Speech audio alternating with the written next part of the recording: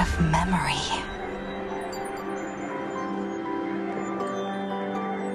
These memoria are what Cyrene took in. They're the memories of all of the cosmos's life forms. Did her sense of self already become so weak in order to protect them? The path characteristic you exhibit is very special. There's no way you're just a simple memo sprite. However, I'm sure about one thing.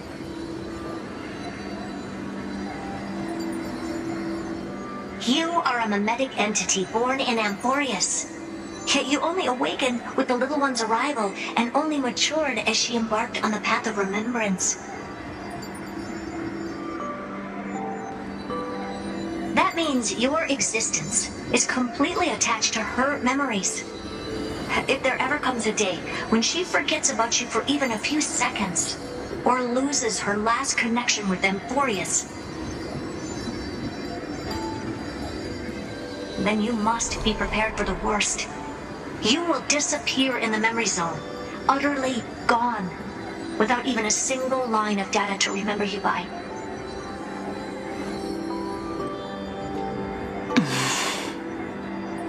In that case,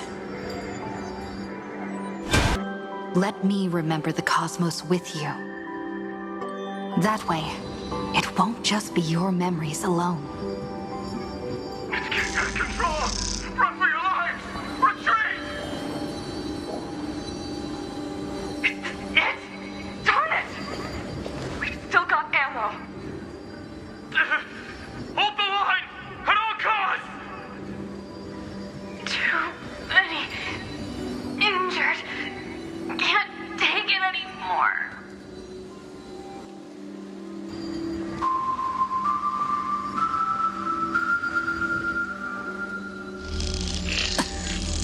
These memories are so heavy.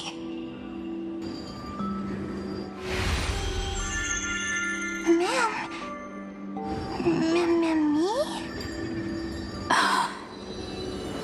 Do you feel better now?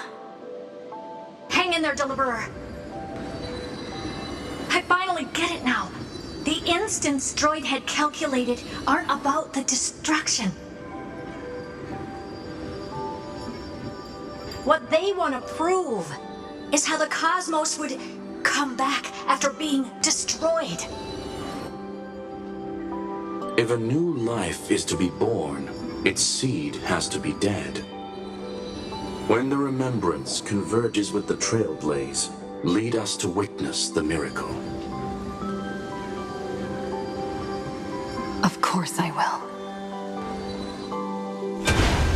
I won't give up. Nervous center. Not responding. It's the same nonsense. Not responding. Look at this mess! The world, my child. You'll see.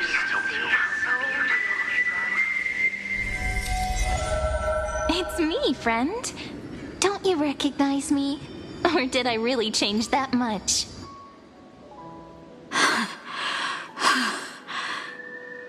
How many more memories? Tired? Then take a break. No one's gonna blame you. You don't need me to give you words of encouragement. So, I just want to tell you one thing. I'll tell you the purpose of your stop at Amphorius. On that trip, you will encounter a pure child of Anastrava. Teach her what love is. And then you will directly face the destruction for the first time. From this point, your choice will split destiny in twain. In the darker of the two outcomes, the trailblazing journey will turn into a flawless memory. She will carefully treasure and protect everything you and the Astral Express have experienced until that magnificent war between the gods, when she, with love in her heart, will ascend at the end of time to become the master of causality. The universe will be snuffed out in the destruction, and you and she will become the beginning and the end of the Eden of blessed insight. You shall become the only two lives in all of existence, and you shall live in an eternal past, present, and future. You shall sow as many seeds as the sands of Ganga, trim an awesome kea of leaves, and harvest a nayuta of flowers.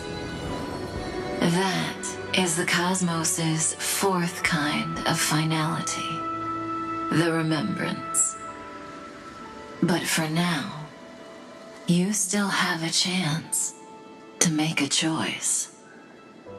You still have a long way to go on your trailblazing journey, child. I'll keep this brief. The journey has only just begun. Welt, our other companions, and I still have many secrets we've yet to share with you. So, aren't you curious? We kept these stories to ourselves because we believed we had a long future ahead of us.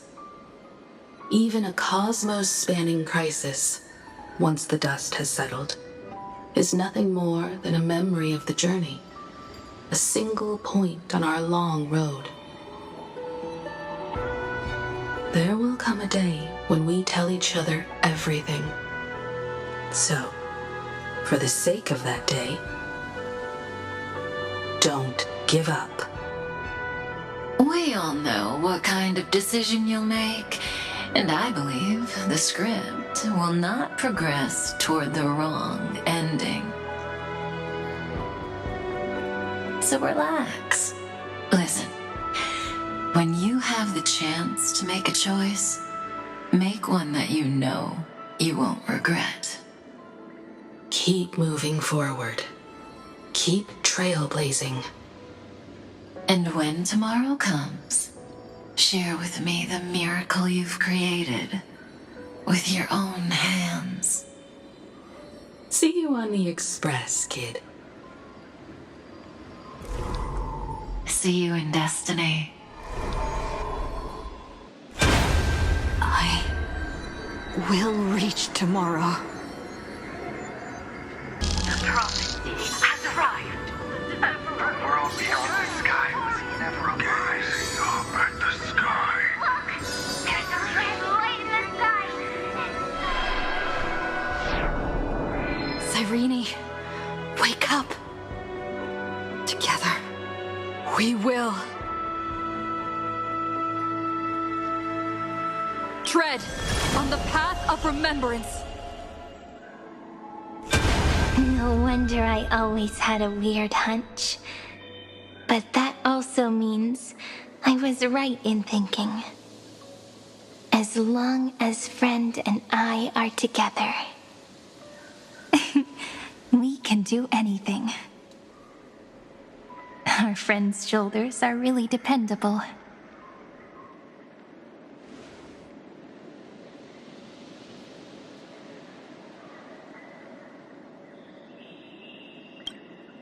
Of course you did.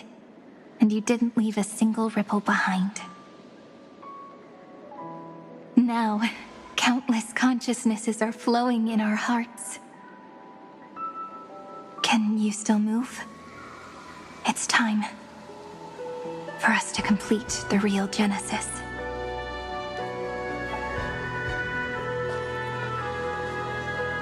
In the instant Iron Tomb's hatred devoured everything, a gaze fell upon me. The remembrance. That was the god who appeared in Cyrene's dream. Their figure and speech were both so blurred.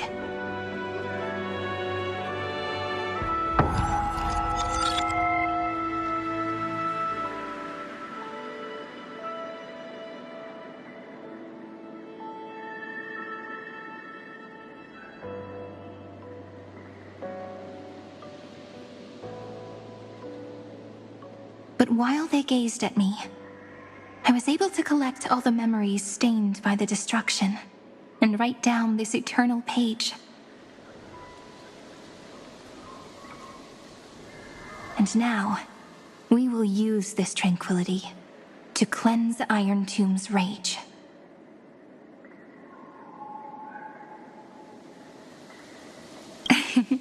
Simple. Just like what it was doing to us all this time, but reversed. Did you forget? I'm Amphorius's heart. For everyone who's a factor, their power isn't tied solely to Iron Tomb anymore. It has other places to go. Let 30 million cycles of memories be condensed upon us, and let the scepter reach the answer it had before it was distorted.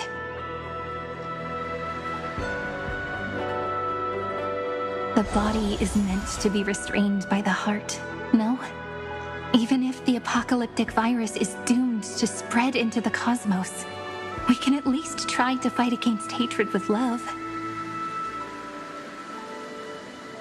And overwrite Iron Tomb's destruction equation, washing it away into a blank space.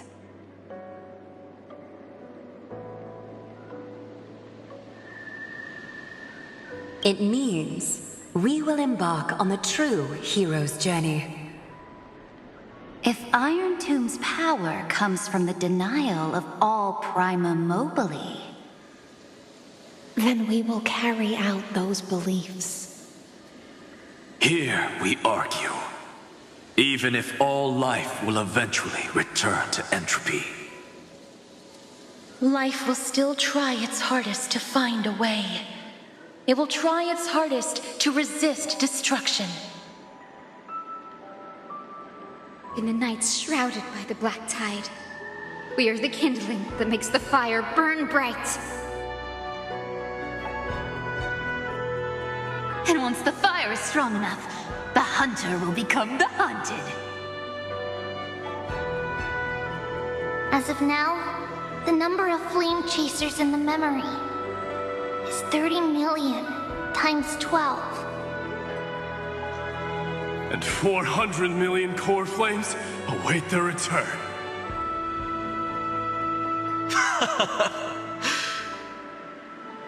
We can do it, right?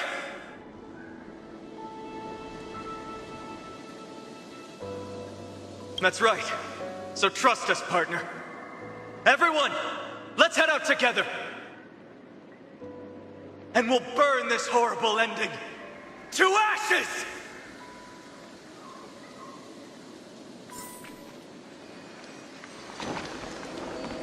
From the dawn of newborn cries, to the night when all beings fall silent. We are the messengers of the new world. Listening to the call of the tides, and granting rebirth to heaven and earth. Then, we lead civilization to glorious feats. The question imposed by the gods will be solved by the children of humanity. We will tell them that the flame chase cannot possibly have been a lie. When starlight illuminates the sea of flowers at the end of the west wind, all living things will stir, roused from the cradle of sleep. Then, through a single battle, let the cosmos witness how we light up the blinding darkness with bright light. And at the end of our constant losses, reclaim everything we have ever lost!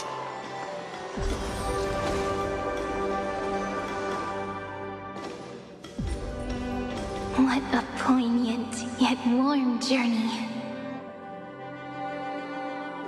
And it's still not over yet, is it?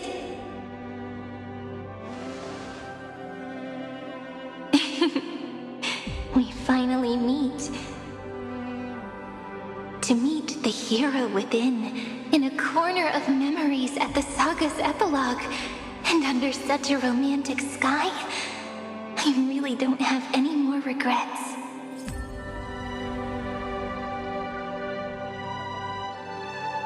On top of that, a little seed had grown into such a big tree. Don't I look really pretty right now?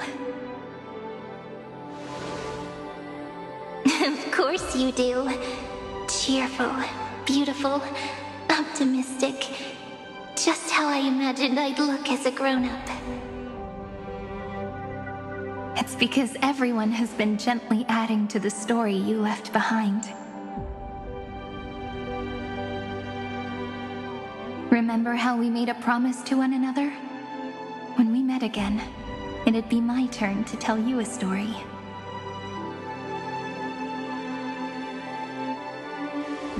A story about love, no? I've been looking forward to that. And you must also remember the first story I wrote for you. The one about the crystal flower and the little fairy. So now, I want to add something more to this story and us. On that day that the flower shattered, gazing at the empty ground, I thought the little fairy would finally see the light. But that light wouldn't be found in the flawless flower, nor in the fairy's eyes. Rather, in the world mirrored within every fragment of the shattered crystal. All the flame chasers walk in your 30 million retellings of their story. At this moment, all the memories are tangled with each other, and all the previous cycles have gained meaning. People will come to understand that time and time again, when they stood at the crossroads of fate, they would never have chosen otherwise. In the experiments of erudition, and in the breeding ground of destruction, it is entropy increasing, a merciless truth, an evil instinct. But under the pen of remembrance and the trailblaze, the flame chase is a journey that changes from constant losses to an unwavering act of release. It's about knowing how fate is shattered, yet still embracing fate's brokenness. It's a journey that longs to receive love, but longs even more to offer its love to others. That's so heartwarming. But I'll add a small bit to suit my tastes. I'll write that love is an innocent flower. It grows up silently, creating longing in every passerby. But the flower itself cannot walk into the world. Unless someone plants that love into their heart and brings it with them into tomorrow, right? You really have learned everything now. Then, join all the other flowers in this story.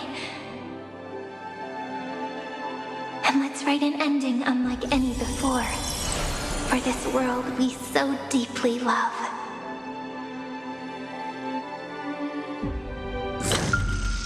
Why did you set out? Why do you trailblaze? Who is it?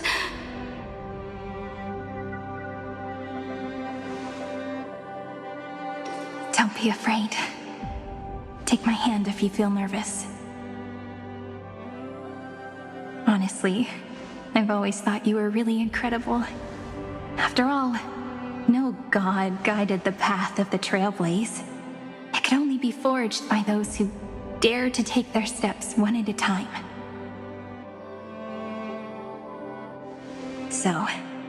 That's why I'm asking you. Step up as a senior and show everyone in Emphorius how it's done.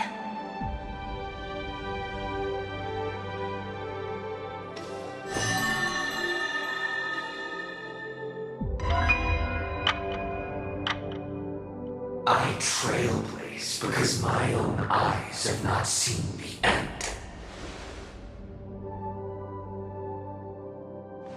But I'm different.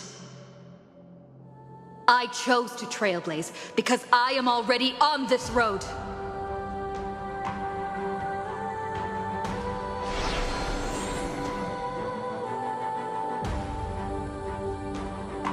The end of chaos is a mass of pure darkness, pure destruction.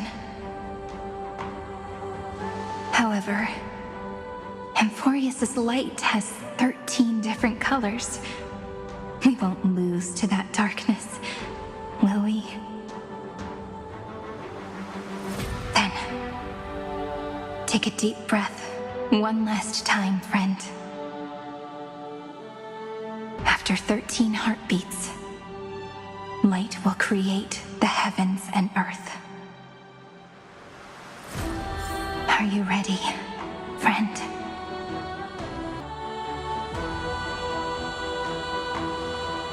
Seek the 13 factors of life, and let them converge into the primordial chaos. Using the remembrance of the past, we will trailblaze tomorrow's destiny. Infusing a world-bearing love into destruction. And inscribe the opening stroke of Genesis.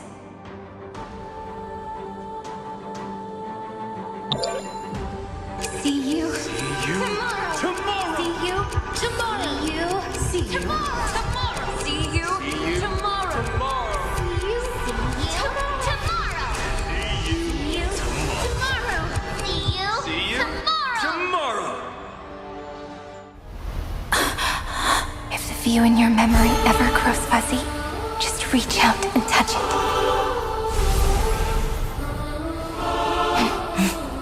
Then, restore its power to nourish the spirit.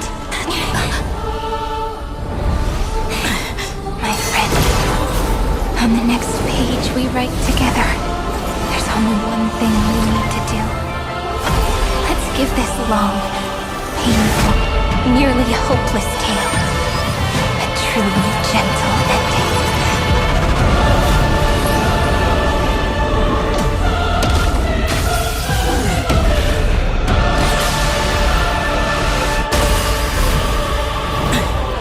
Flame chase was never about destruction. It was about breaking free and trailblazing. And let that bright future be as we've written. I shall compose 400 million sagas. We will rewrite the Flame Chaser's path. In the month of Gate, I command the wandering steps here to reach harmony. In the month of joy, I lift my banqueting cup to dispel nihility. In the month of balance, I make order the foundation of freedom.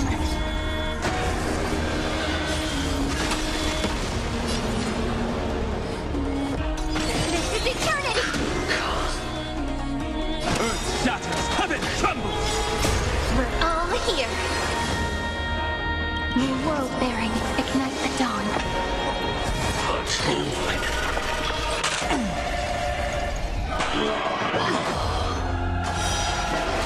If all is black or white, there'd be no charm.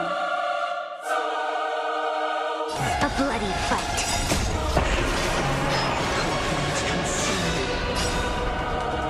Trillions of memories will turn into stars and light up the cosmos.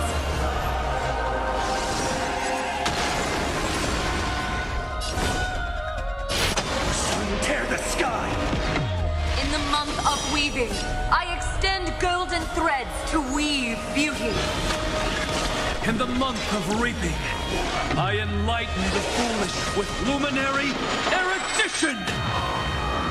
In the month of fortune, I scatter elation throughout the dawning day! Stand with me and become heroes!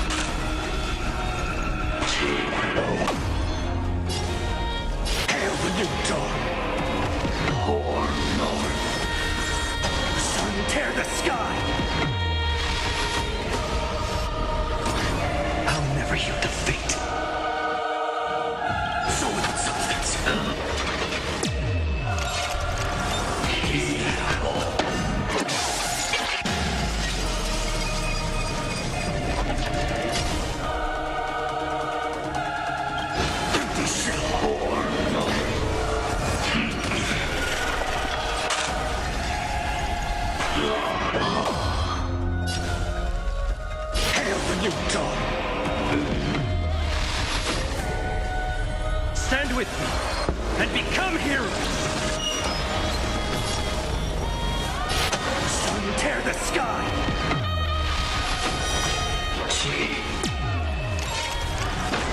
Oh, I told you already. We are the ones who will move forward. In the month of strife, I become the glory of the eternal hunt! In the month of mourning, I bid death to no longer be equilibrium's end. In the month of everyday, I form twilight into the faint sparks of preservation. Sun, tear the sky! Stand with me and become heroes!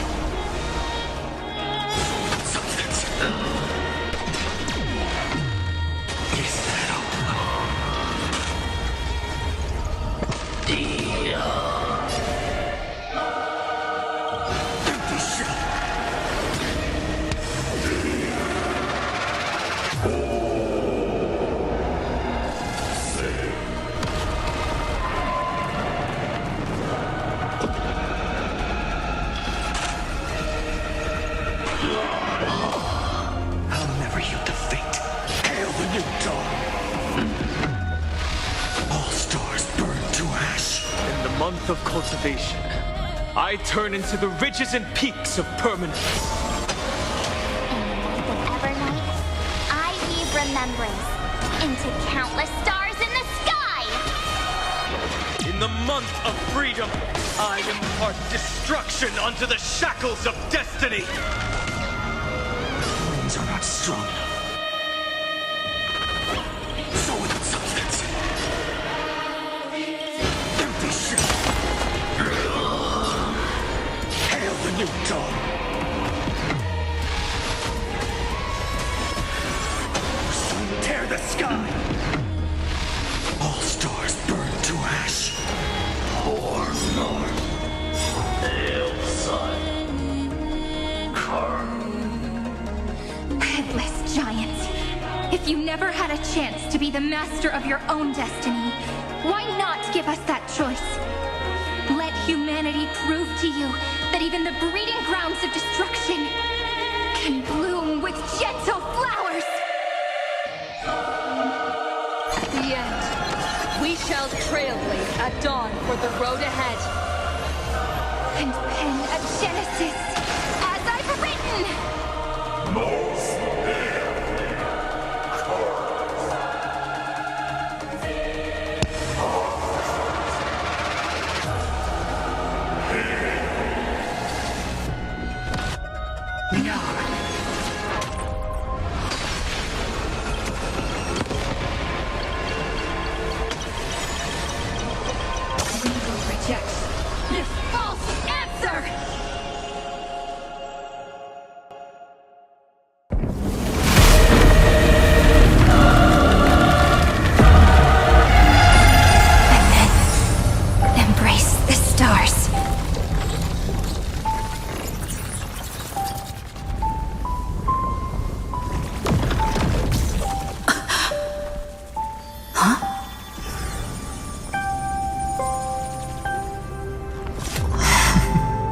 To end the destruction with destruction. At last, we can sit together and watch the victory fireworks, partner. Why not come a little closer? This warmth is proof that we live.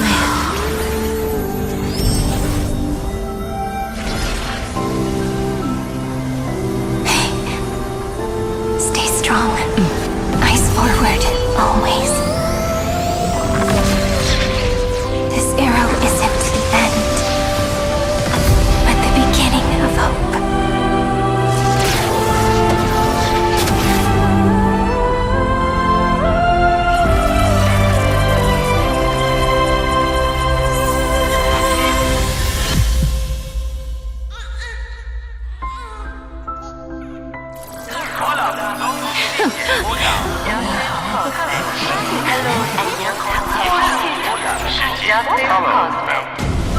The conclusion is irrefutable. Noos's answer was never destruction. But they kept silent, leaving the solution in the hands of the cosmos. The universe will keep searching and struggling to endure. In the face of the destruction, it may once again stand on the edge of annihilation. But the stars will always rise to ride the waves and embrace existence.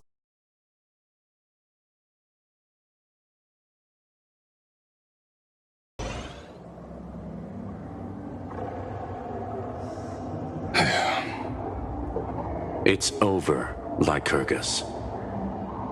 Yes, another failure.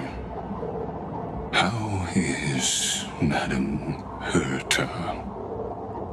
She's fine. The IPC's keeping her under observation.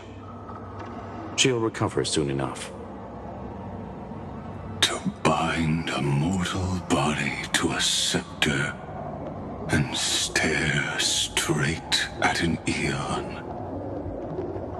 I respect her for that. I still remember the terror of witnessing a single gaze crushing the entire world. No wonder you chose the destruction. Question: is all this worth it? There's no point in debating. This is Xandar I Kuwabara's fate. The prime mover of the universe. The first genius. And the first to fail. Correction. I was asking Lycurgus. I don't know how to measure the worth of curiosity being satisfied. But in its presence, all the bitter fruits I've sown seem to turn sweet. But your harvest was watered in blood. Answer me. Is all this worth it? It doesn't matter to me.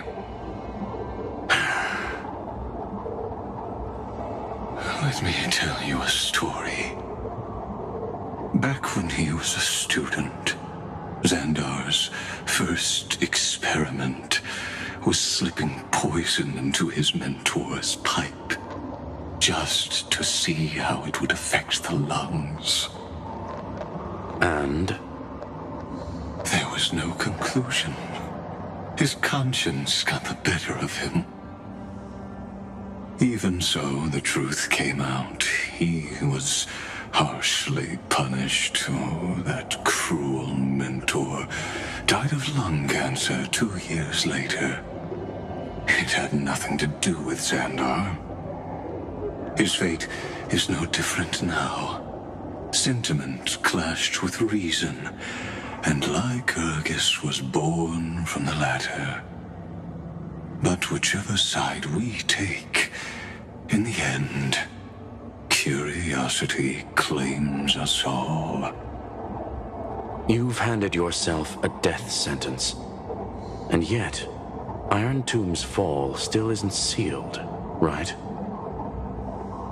Fu Li, the key variable, still hasn't made their move. As the Theoros, Lycurgus has reached the end of his road. If you can, take my body to the fallen Adlevin. There, you'll find a formula. It is Xandar's final gift to you.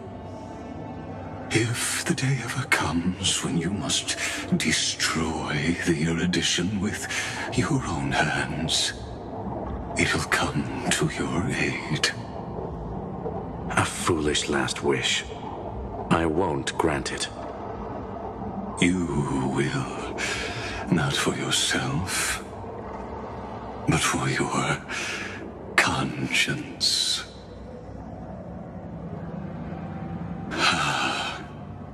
Listen, the death knell for the geniuses has begun to toll. As always, let me go first. To the prisoners who stepped out of the cave, stand before my tombstone and offer flowers of Adlevin.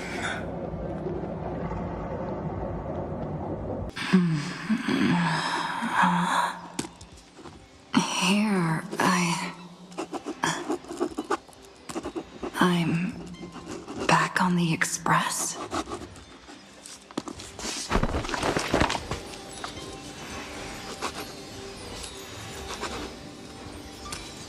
Marge? Don Hong?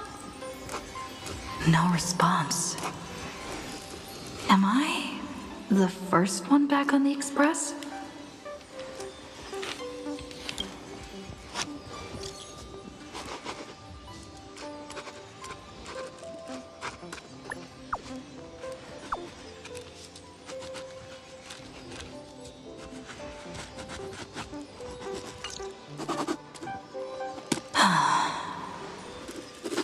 Nobody's here. I'm getting worried. Did we really win? Why does it feel so unreal?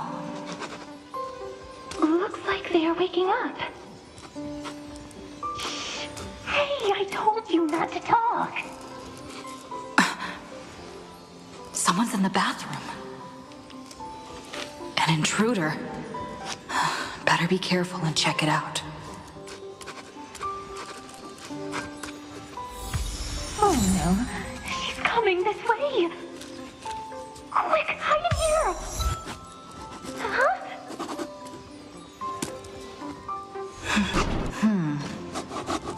Nobody's here. Could it be my imagination?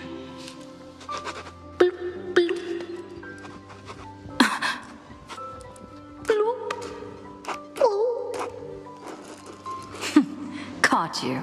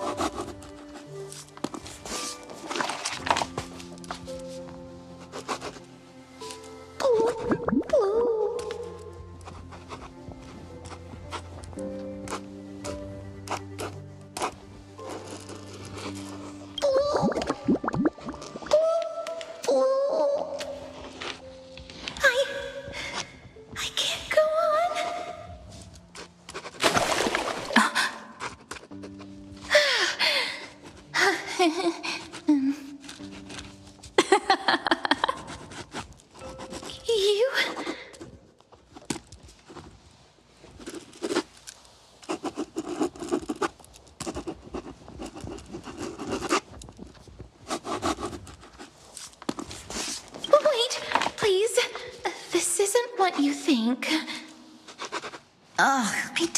you to keep quiet. You really can't keep your cool, huh, Princess Homebody? I'm not Lady Hysealens. Even the embodiment of death needs to breathe sometimes.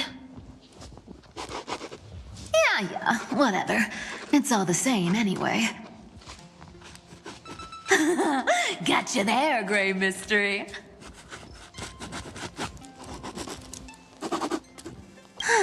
So composed, Grey Mystery. It looks like that big battle really helped you grow up, didn't it? Speaking of which, your Astral Express is quite luxurious. I hear you travel to different worlds. Must have collected quite a few interesting treasures.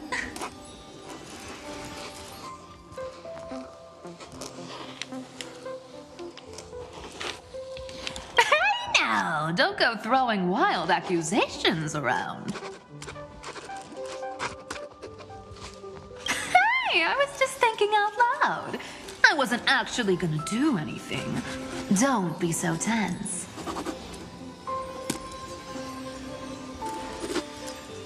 Who knows? One moment we were shouting about love and justice, fighting Iron Tomb's virus. And next thing I know, we're all on this express. No idea how that happened. It's not just Miss Cypher and me. Everyone's been in this car for a while now. Miss, why don't you go say hi to them?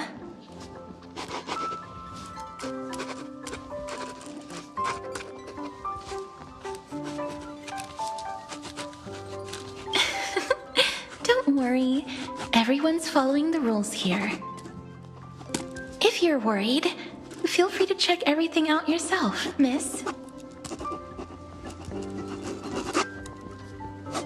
Miss, I'm truly sorry for sneaking into your bath without permission. But I've been wondering, why is there a pack of red chili oil sitting by the bath?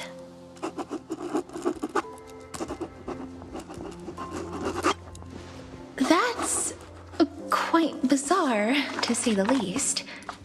Please make sure Lady Aglaya doesn't find out. She's a firm defender of traditional bathing, you know. We've walked around this car for a bit already. The Astral Express that you've mentioned so many times is truly heartwarming. Like one big family that never splits up. Perhaps living in such an environment made your embrace feel so warm.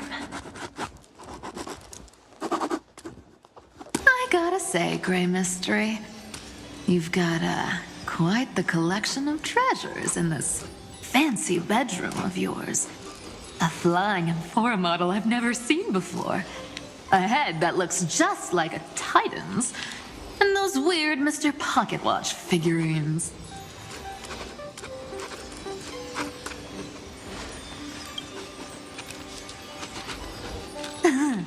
What if I don't make a choice and take them all? Oh my. Don't tell me you actually believe that. Don't worry. Delosians are the most well-mannered folks around. They never do anything like that. Besides, the reason I say they're precious is that each one carries the footprints of your trailblazing journey.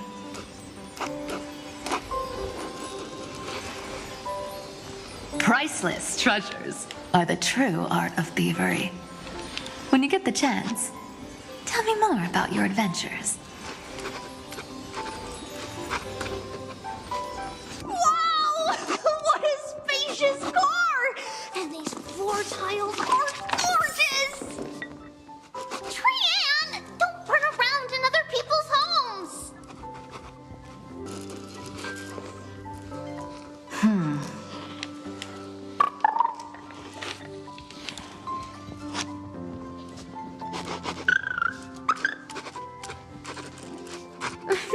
What's your step, teachers? Ah, Gray.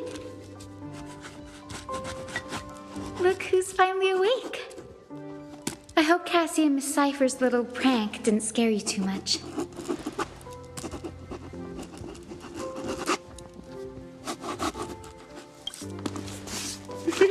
As expected of you. When we woke up, the entire express was completely empty. Not a single soul in sight. Such a shame. I was looking forward to making new friends, especially since they were Gray's most trusted travel companions.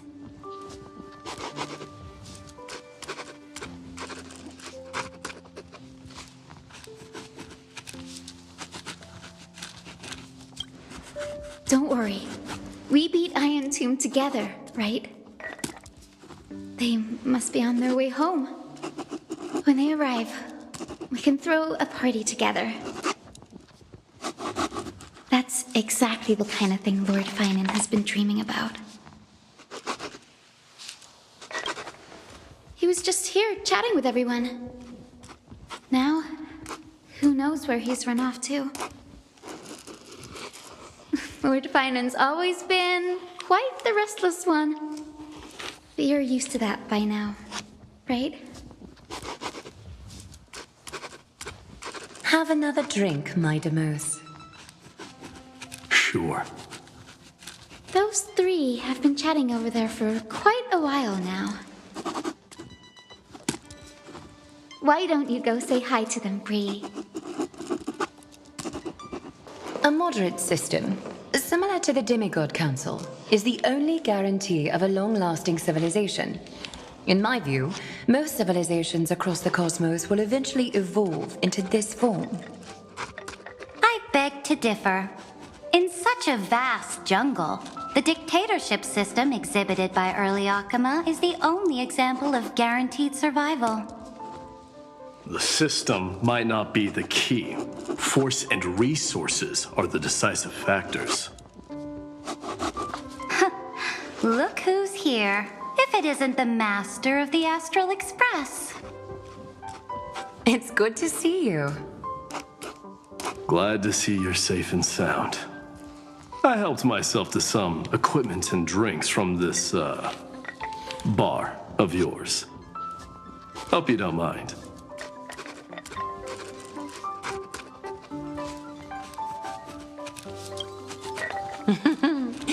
We're chatting about some topics that go well with being tipsy. Now that you are here, why don't we let someone who's truly worldly enlighten us? Looks like you came at just the right time. I do not mind. What form of government have most civilizations across this vast cosmos survived with to this day?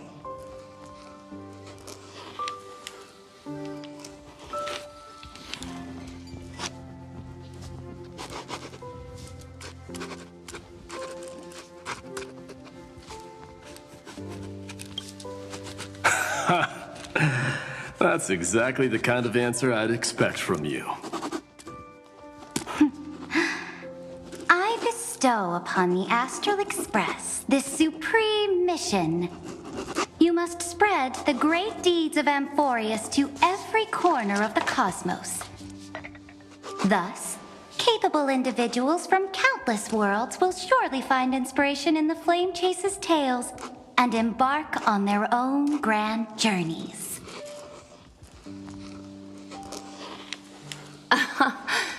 It's hard to say if that'd be a blessing or a curse for the cosmos.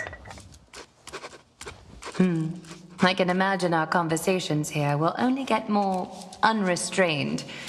Don't let our rare moments of joy hold you back.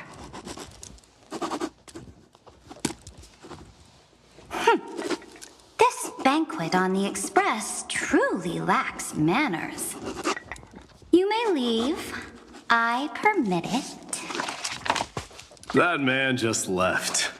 Wouldn't even stay for another drink. He needs to show more respect.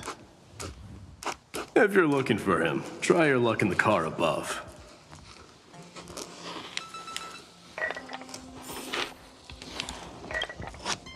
Speaking of origins, Kremnos was the first Emporian city-state to establish the Council of Elders system.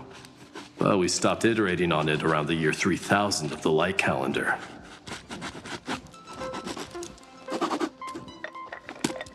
As for the reason, a system is but a blade. As long as the one who wields the sword is valiant enough, even a dull blade can sweep through thousands. Don't forget that the Flame Chase army under the Imperator's command actually managed to subdue the Kremnoans during the Chrysos War. I'd say that wasn't a victory of the system, but rather a triumph of the Flame Chase army's might and the Imperator's cunning strategies. Wouldn't you agree?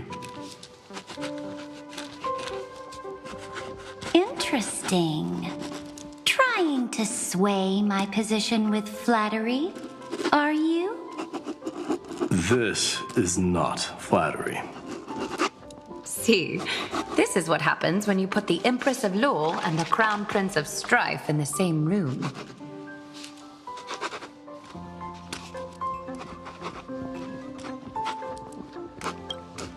Go meet the others. I'll keep an eye on these two Chrysos heirs and make sure their discussion stays at a pleasantly tipsy level.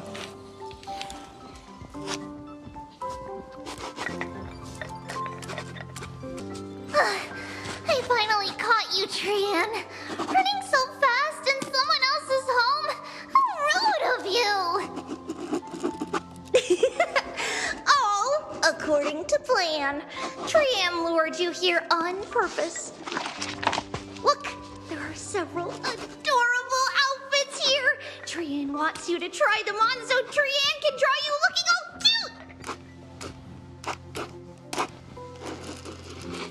Oh my! You even dare to scheme against yourself? Lucky for me, I came prepared. Time for a surprise attack. The hero of justice, Trinan.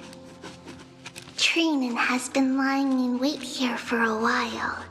We will make Trian taste her own medicine. Two against one? That's not fair! Little Gray, you came just in time. Help me out here.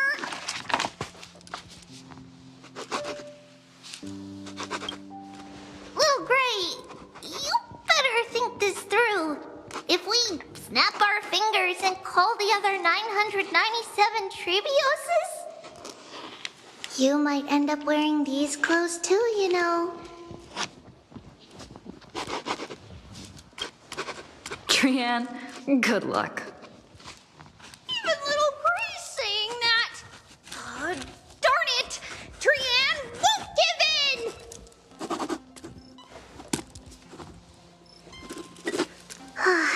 Trian ran away. Trinan will fulfill the ambush duty. The Trebios is all laughing and playing around together. That must be quite the rare sight in Little Gray's memories, huh? Yeah, everyone will be all right. Look, every hero has put down their burden and returned to their innocent, childlike selves. After all, just thinking about how warm and bright Little Gray's tomorrow will be fills us with genuine joy and lets us breathe a sigh of relief. So, today, why don't you let Treeby enjoy some rare moments of childhood too? Wait up! Trian, don't you dare run away!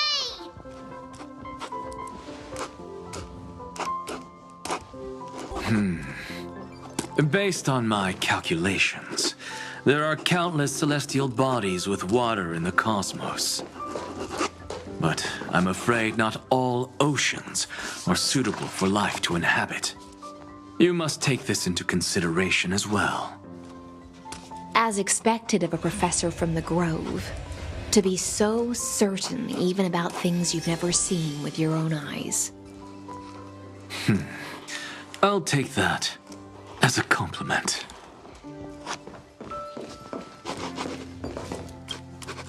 By the way, I heard that the Imperator's Flame Chase army like to hold feasts at the Luminary Throne. That's true. However, sometimes Dux Carminum and I feel it's a bit inappropriate to drink so freely before the throne of the most revered titan in the grove. Inappropriate? What's inappropriate about it? I only wish I were born earlier. I would have partied like that from the month of Gate all the way to the month of Fortune.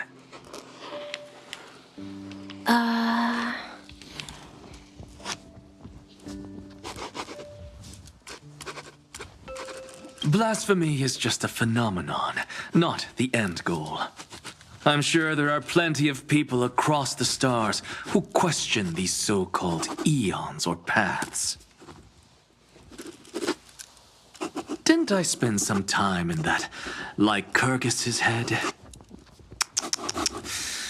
I sure learned quite a bit about blasphemy from that experience. Humans create gods, and gods shape humans. Who's really the one trapped? The creator or the believer? Professor Anaxagoras, let me just check one thing. You haven't bought into those twisted theories of that Theoros, have you? Don't worry. The difference between a genius and a madman is that a genius shares lethal truths, while a madman tries to force them upon others. I see.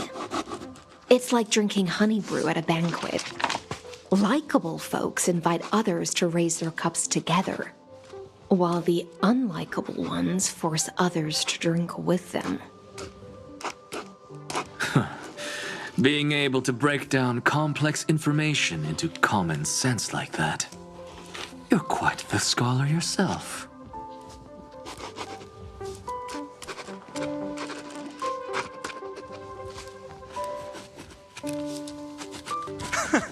You're here, partner.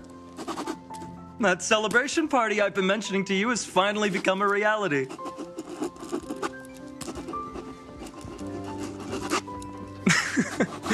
Though the vibe's a bit different from what I imagined, this still counts as keeping my promise, right?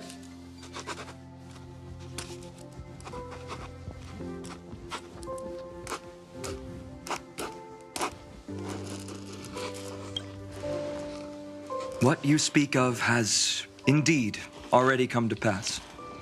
We triumphed over Iron Tomb, drew its fire unto ourselves, and purified its embers.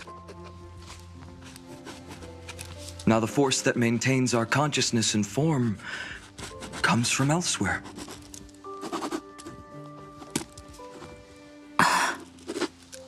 Worried about your companions on the Express, huh? I understand how you're feeling right now.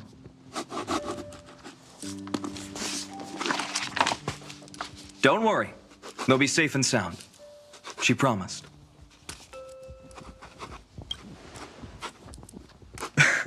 Don't worry, she always shows up at just the right moment. The Astral Express. Honestly, it really feels like home.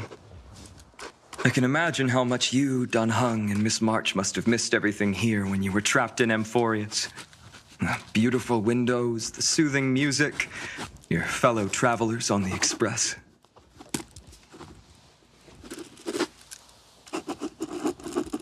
Like how golden wheat stalks sway in my dreams every night through the countless cycles.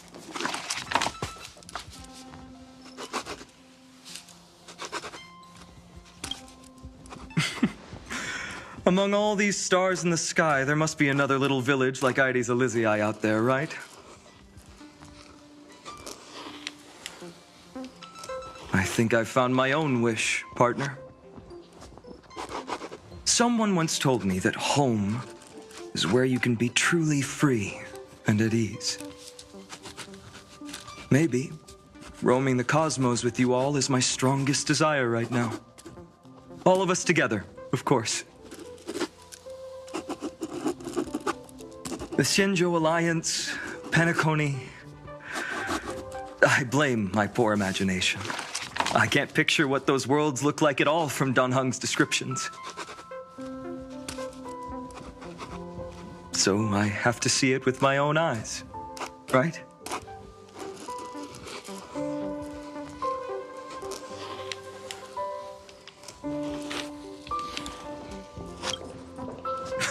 You're finally here. She has something to ask you. Well then, I'll leave you two to chat. Thank you, Finan.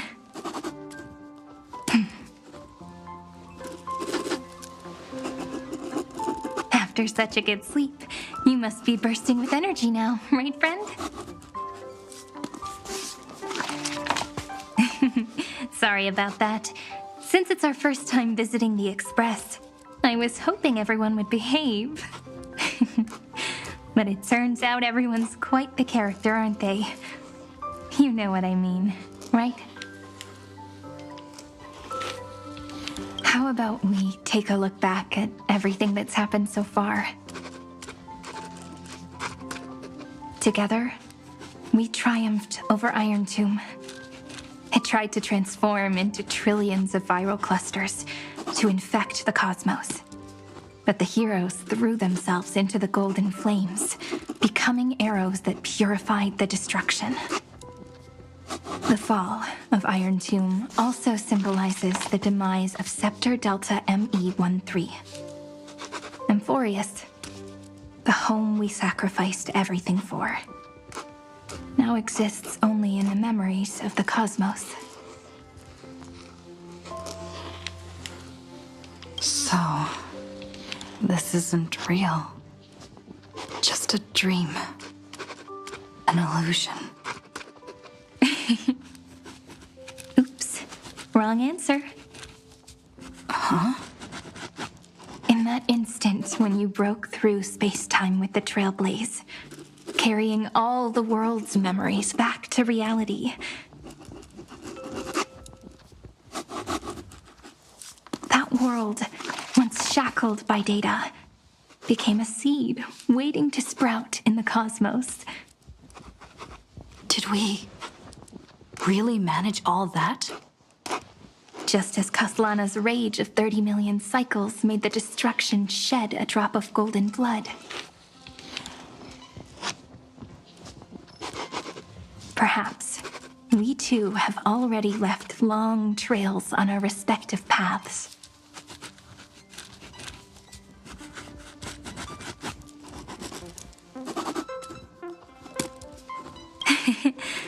Freedom. What a wonderful word. But that alone isn't enough to make everyone a true life form yet. But Amphorius already has a tomorrow. So as long as you carefully preserve and tend to all the seeds, then when the Trailblaze creates another miracle someday in the future, I believe this world we deeply love will sprout and bloom into a beautiful flower. Don't worry, I've already kept all the seeds safe in the first fruit for you. And its name is As I've Written. So, it's time to reveal the correct answer. This isn't a dream, nor a fantasy.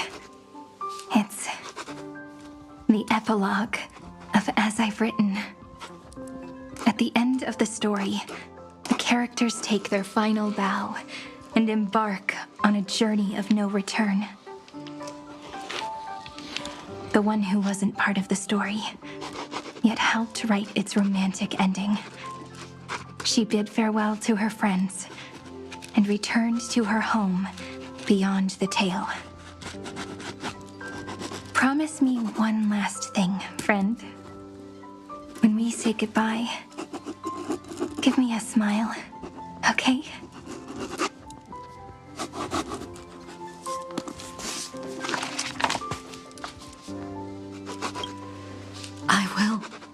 Irene.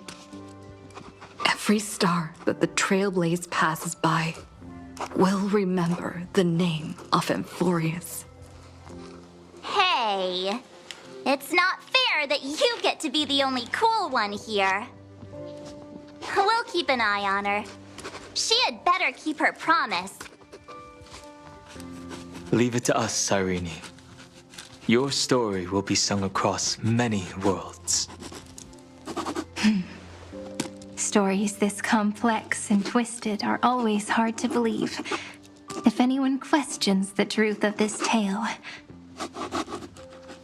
you'll all have to stand up for us. Rest assured, even the most stubborn person can't withstand our six-fists. You're so reliable, March. Shh. Listen. There's a book here? Its composition is similar to Memoria, but it's far more resilient than ordinary memory bubbles. Keep it safe. Perhaps this is the final gift that Amphorius left for the cosmos. Oh no! Passenger March is sleepwalking. Sleepwalking? Oh no, oh no! I don't want to make a fool of myself in front of everyone!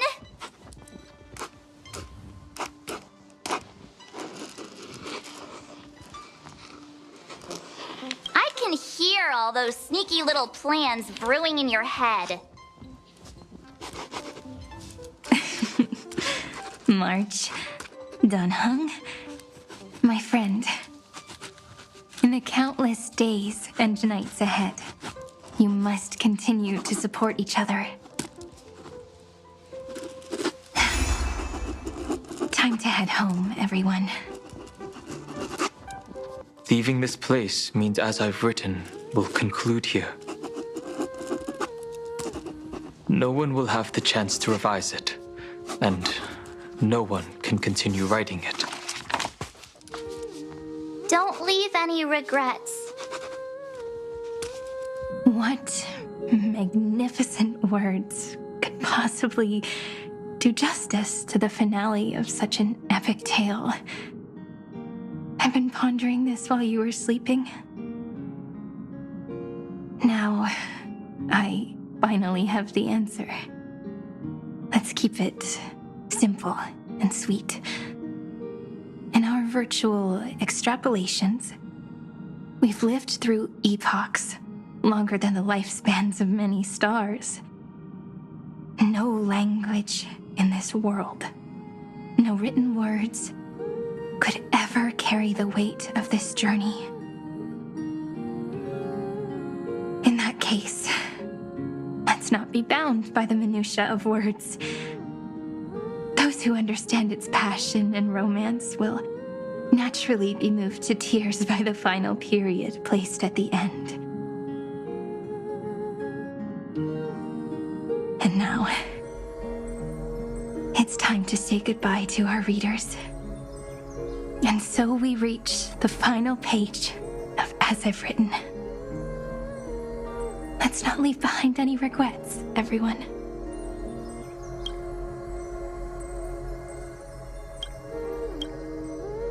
Everyone's here. Who wants to write the first line? Going first is the hardest job. I don't want to make a fool of myself. How about letting the great Imperator draft it for us? Are you all such cowards?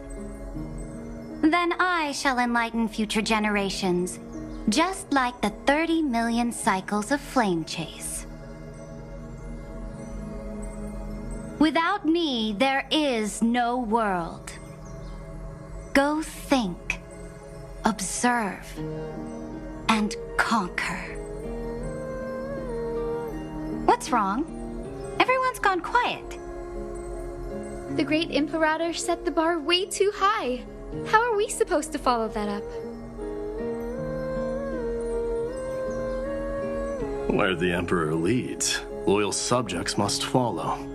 I guess only the Dux Gladiorum could possibly match that kind of overwhelming presence. Me? That suits me just fine. Once the deed is done, one should leave decisively, letting posterity judge right from wrong.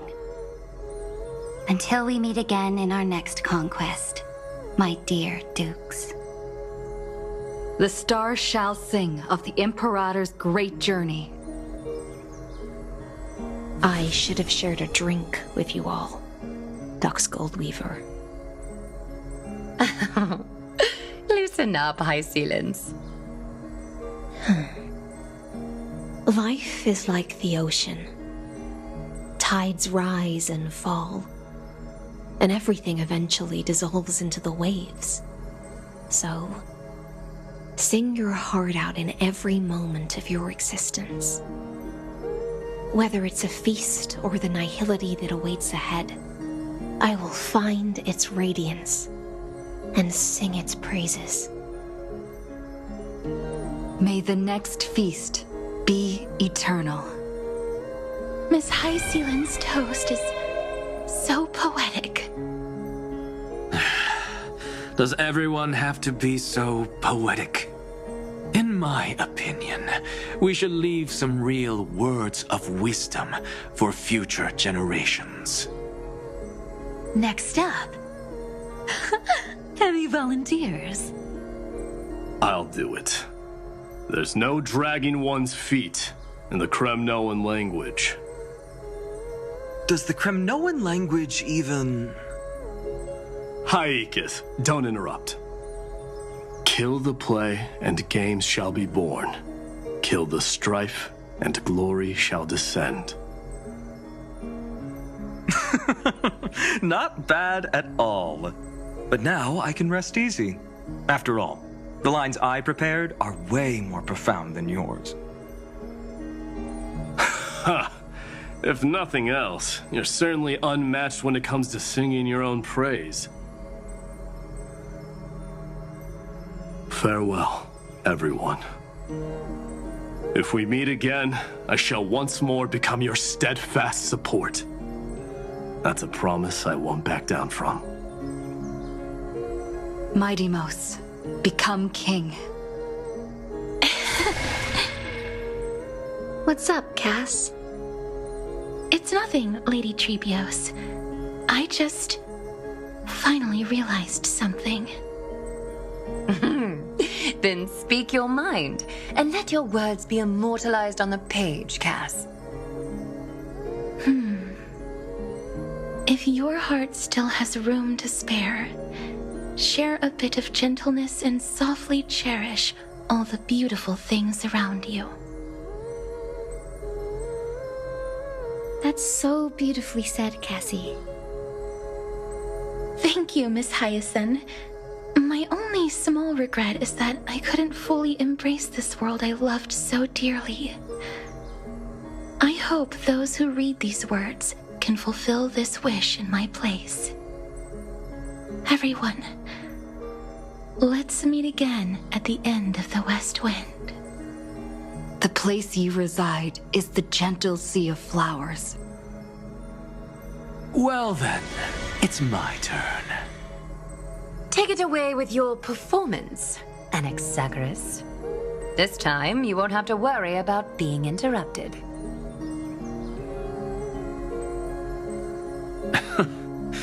Then I must thank you all for being such a captive audience. Now, with this golden opportunity, I shall reveal to the world my insights into the world's ultimate truth. Truth is a solvent that dissolves all things in the world, and thus cannot objectively exist. I have a brilliant proof for this in mind, but since we're nearing the end of the story, I shall not elaborate. Is this your final question for future generations? No. This is an established fact, not up for debate. I call it Anaxagoras' last theorem. Oh, you. Still as profound as ever, Professor. We've got time, you know. If you don't explain it clearly, future readers might not grasp your true meaning.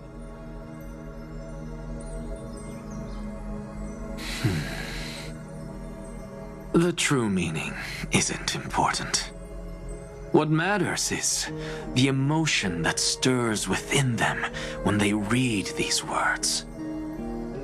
At that moment, the theorem's mission would be complete. So, your lessons are far from over. But taking a little break for now wouldn't hurt. Then... class dismissed. The seeds you've sown are already sprouting. Would you mind if I write the next line? Huh? I actually thought you should be the one doing the final wrap-up. But... We'd never turn down a request from you, Aggie. Teacher, Cyphera, thank you both. Trust and selflessness are the two most beautiful garments in the world. One to gift others, one to adorn yourself. One's golden and one's purple? Not being able to completely change your fashion sense is my only regret across 30 million cycles. After all this exhaustion, I just want to take a peaceful bath now. I'll see you all again at dawn. Thank you for your hard work all this while. Lady Aglaia just can't give up her favorite hobby, can she? So, I guess it's my turn now. there must be many others like Miss Hyacinth out there in the cosmos, helping and healing people everywhere. You've got to set a good example for them, right?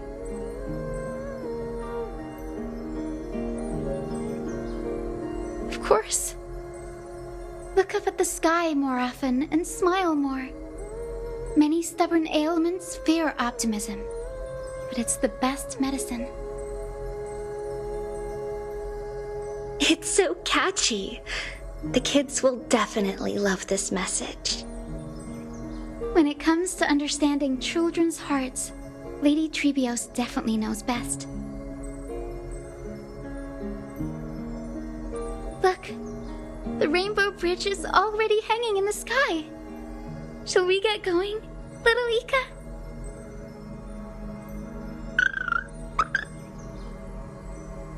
It's you who healed the sky. What's on your mind, Miss Cypher? I'm thinking. Should I leave behind a riddle? Some twisted, convoluted scheme that'll drive everyone in the universe mad trying to crack it.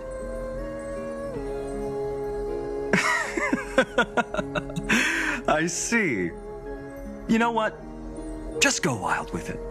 No one's gonna judge you. Oh well, my brain's not working right now. Let me be genuinely sincere for once. Don't be afraid to fall. Just run. Destiny's just a slow-moving nymph. It can't catch you. So in the end, little Cyphy's message was the most straightforward one. Even if you combined 30 million of me, I probably wouldn't have read as many books as you did in one lifetime. I won't pretend to be cultured before Big Sis Treeby, Trinan, and Trian.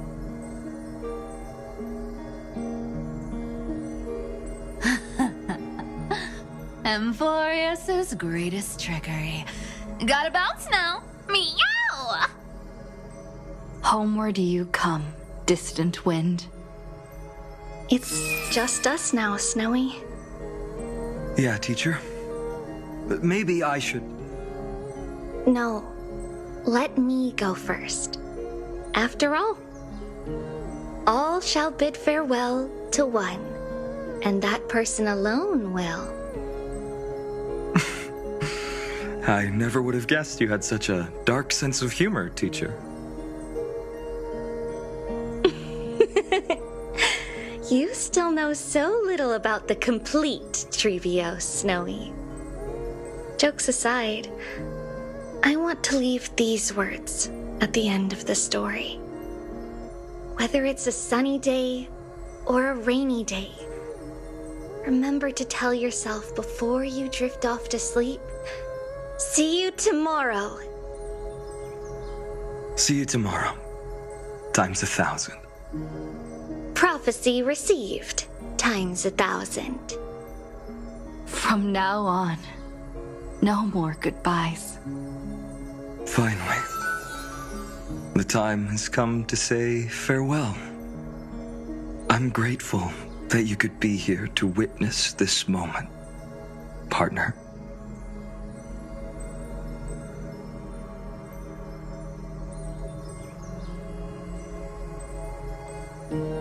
Well then, make sure you take good care of as I've written.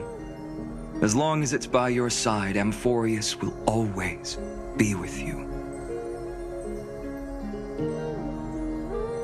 The last line I want to write down is, a hero is living in everyone's heart. Embrace it and chase after the sun. I hope those who read this will find the courage to face their burning lives. See you at the next pale dawn, partner. Did you see? Amphorius has ushered in the dawn. The characters in the book have taken their final bow. It's time for us to return to our own reality.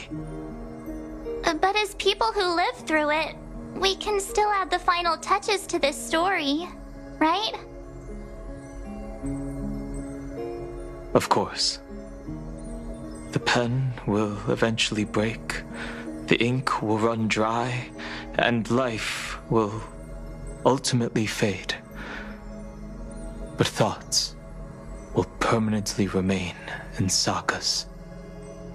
If time is an endless cycle, then forget the bitterness that keeps repeating, and remember only the moments of happiness.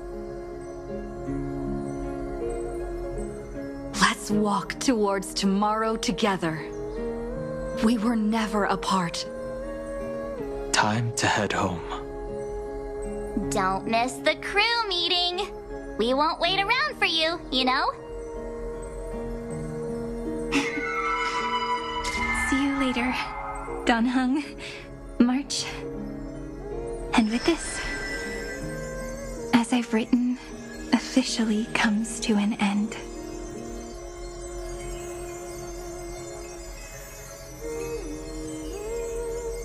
We're its co-authors, after all, friend. Once the words are written down and have been read by others, the meaning they carry is no longer in our control, leaving the freedom of interpretation to every reader who opens it. Don't you think there's something romantic about that? As for what this story means to you and me, let's keep it close to our hearts. After all, we've always had this unspoken understanding between us. Whoa! Passenger March! Why did you suddenly wake up? You scared me so much that I dropped that book! Welcome home, you three. Thank you for your hard work on this trailblaze. We might need to reshuffle the seniority rankings of the Express crew if we count the years you spent in Amphorius.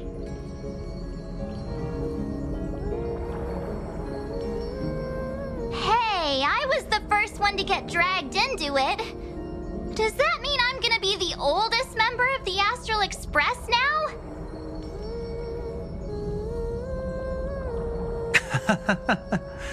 Miss March hasn't lost her innocent nature even after all these long years. In other words, she hasn't really grown up at all. Hey! This is the first time I've been able to examine as I've written up close. Miss Irene's handwriting is gentle, yet steely, with an underlying strength. I had no idea it was so sophisticated. Looks like I need to brush up on my knowledge in this area. Maybe start with a few basic books first to get your feet wet. Look who's talking. As if you're not glued to your phone in your room all day. Huh? Wait, something fell out. It's... Is that a bookmark? In a corner, unknown to everyone. There was actually an untold interlude that took place. I left it out of the story because it involved a choice. A choice I made for my own selfish reasons. Can you forgive me, friend? I made a decision on my own while you were away. I wrote everything about it on this little card. If you can find it in your heart to forgive me after reading it, please add this final note to the conclusion of As I've Written.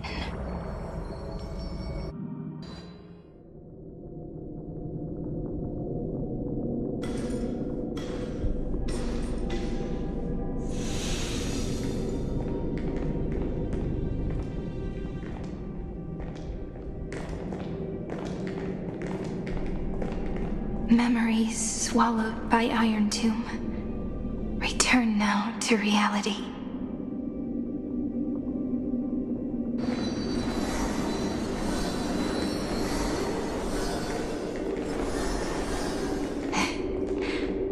And don't lose your way. I finally found you, Cyrene. Demiurge. We won the battle.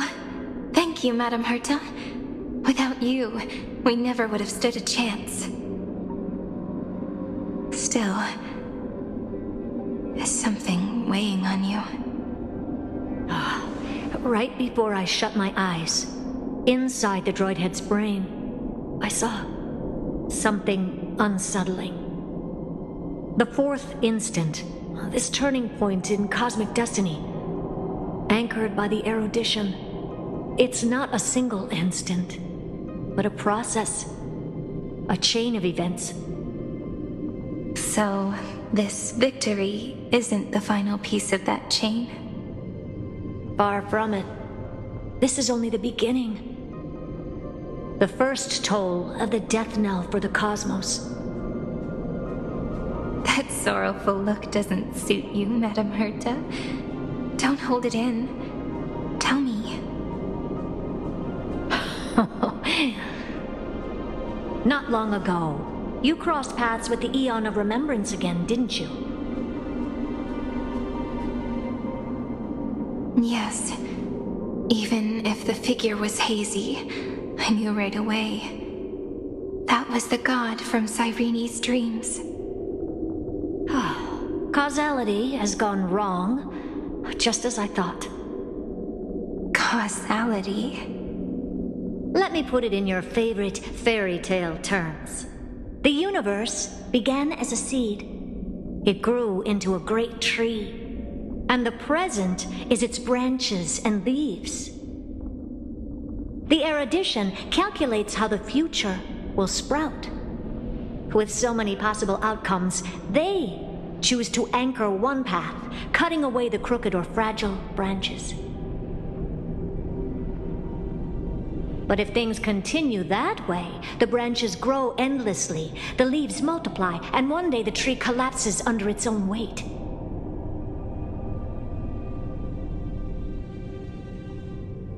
That is why there is a concept in biology called lignification.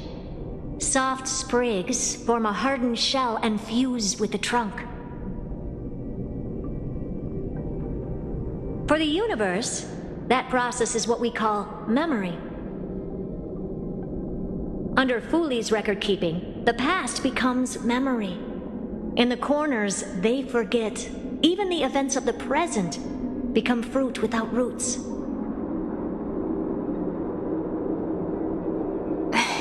So it is the opposite of the erudition. One calculates what is to come, and the other holds on to what came before. We were never meant to have to speak of this. But now, I finally understand what that chaotic matter around Amphorius truly is. It is your memory. Your mind now stretches across the stars, allowing you to travel farther down this path than anyone else. My memory? Yes, you live in the now, but your memory remains in the past. Just like the Eon of Remembrance, a being made entirely of memories. What does that mean? Did they fall? No, quite the opposite. They have not yet been born. Remember, to carry out the mission of remembering the universe, they must ascend to divinity only at the very end of time. And at that moment of ascension, their memory stretches through the past, becoming what people now call Fooley.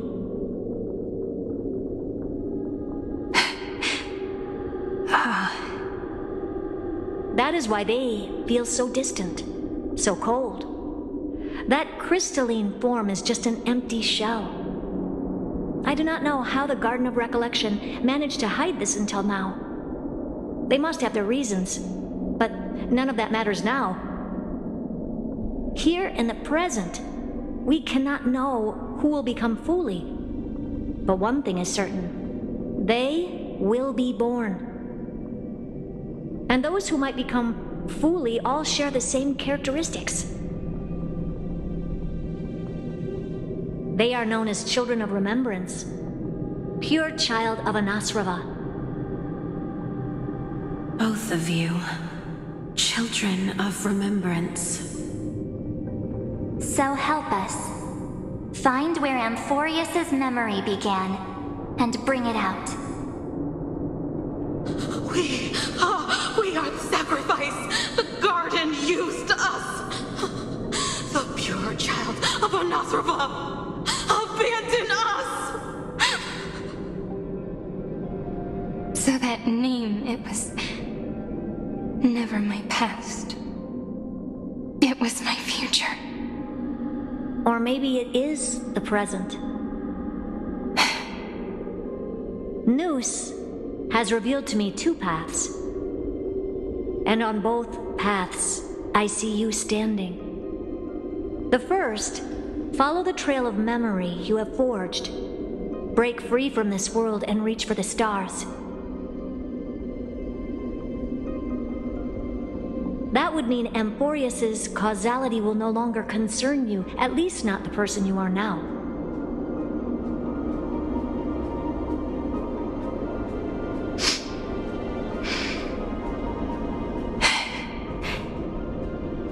Go on. The second, you come to a stop and fade, offering yourself to become the memory that carries through Amphorius.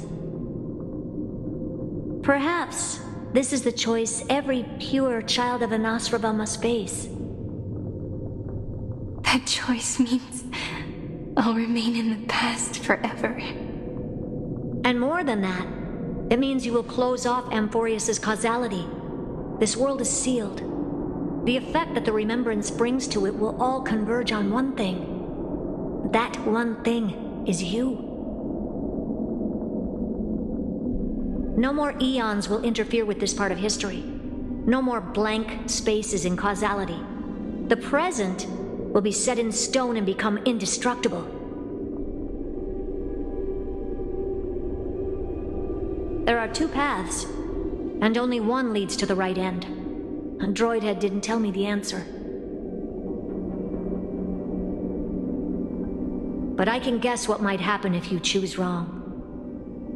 With causality incomplete, there is a chance Iron Tomb could rise again. So even the gods of the cosmos are unreasonable.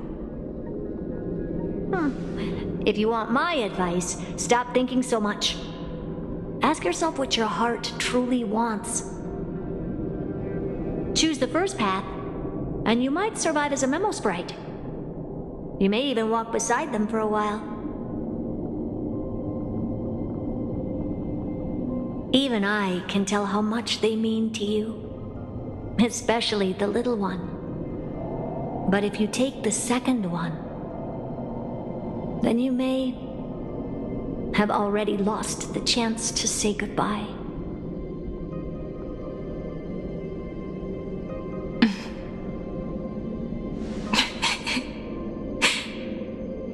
I have made my decision, Madam Herta. I thought you would need more time to think it through. The answer is clear, is it not? Still, I do need a little time to quiet the sorrow in my heart. Her kindness is always just right for the moment. I believe she will forgive me.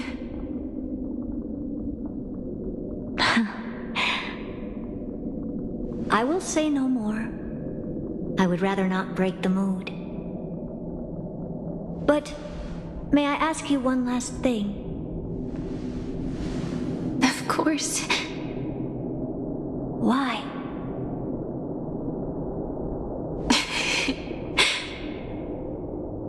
I once heard a saying that went something like this.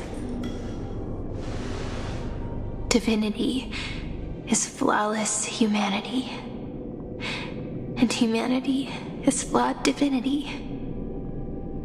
We children of Amphorius gave up on gods long ago. Those beings who love to play pranks on the universe. I believe in her much more than I believe in them. And I believe in who I am. As a human. Oh.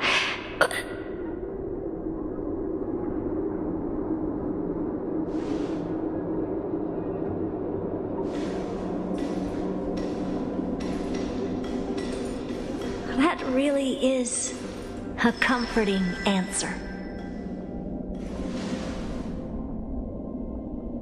As for the one wish I still have trouble letting go of.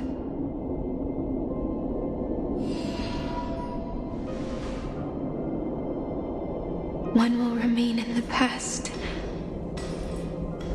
One will walk toward the future. I believe that the one I cared for most will witness on behalf of the ripples of past reverie. Every starlit tomorrow.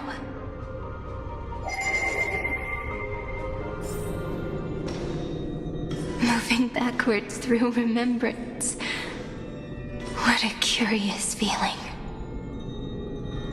Is this the moment Iron Tomb declares victory and casts the destruction upon the stars?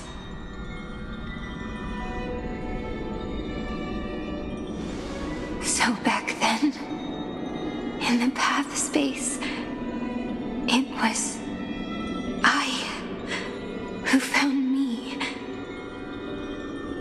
God's whispers were nothing more than a girl talking to herself. Now that I remember, what I heard back then was...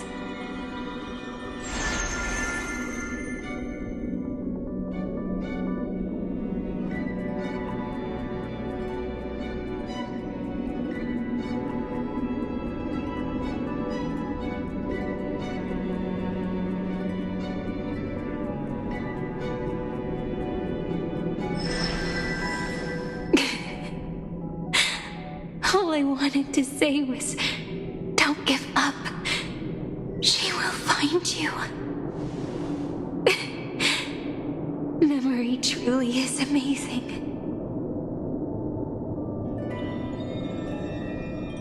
Then let me wield this power and plant the seed of causality for the miracle that is destined to bloom.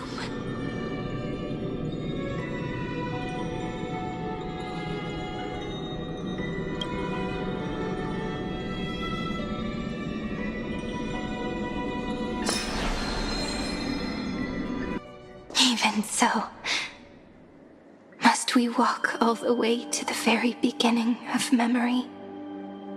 It's such a long road. A bit lonely to walk alone. Then, would it be alright if I came with you? As long as it's Peach, even 30 million wouldn't be too many. One is enough. Take a deep breath, and then we can set off, alright? Follow the ripples of remembrance into the past. Reconnect every moment in which the gods made themselves known. Clearly, cause leads to effect. But now, the future gives new meaning to the past. Effect flows backward and nourishes cause. Maybe that is what makes memory so beautiful.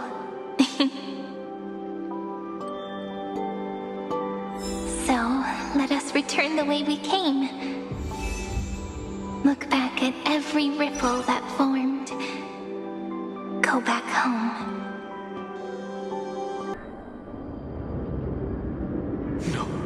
No!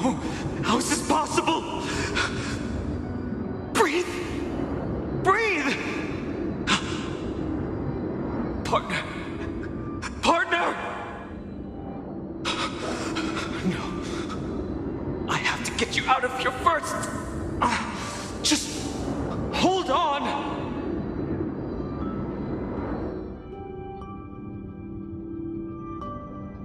Remember? That pale dawn breaking through the endless night? The spear of strife nearly claimed her life. And it was you, you, playing God, who cradled her body with your gentle gaze. Then, before Ornyx's altar,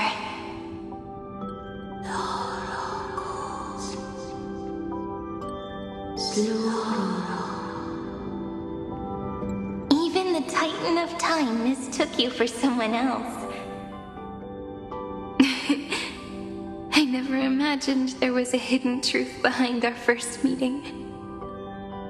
The first time was also the last time I saw you, friend.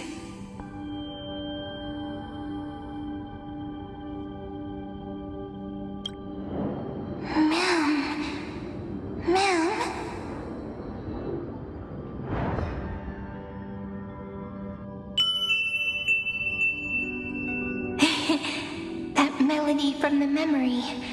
I've got it now.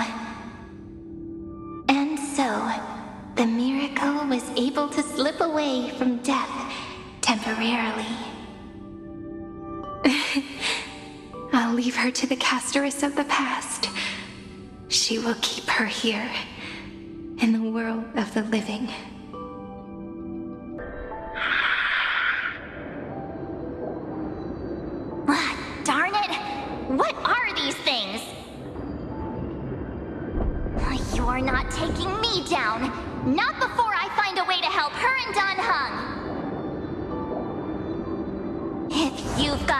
bone to pick. Take it up with my six-phased ice. March wandered all across Amphorius for 97 days straight, chasing one goal: to save her friends. And with her bow and arrows, she brought down every obstacle that stood in her way.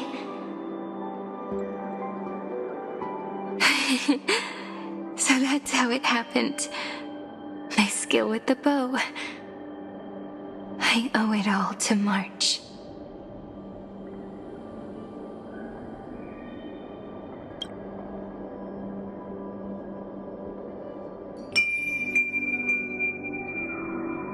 What a sweet note. I've got it now. And so, in a memory from the past, you inherited March's mastery of the bow. And that arrow bearing golden flames will streak across the stars in the future, becoming a glimmer of hope for the cosmos. 3 paths interweave and fetter Amphorius, co-authoring the fate of the world. Ordinary pathstriders aren't known to leave traces in the mirror, so if what you said is true, then this isolated star system must be home to at least 3 beings comparable to emanators. I would even go as far as to say, eons themselves. To gain the favor of the stars for Amphorius, the Remembrance sent a call for help to the cosmos. But the obstruction from the scepter was far too strong. Even the gods could do nothing more than send a fleeting mimetic being to someone who walked the same path. Thankfully, Miss Black Swan caught that fleeting moment.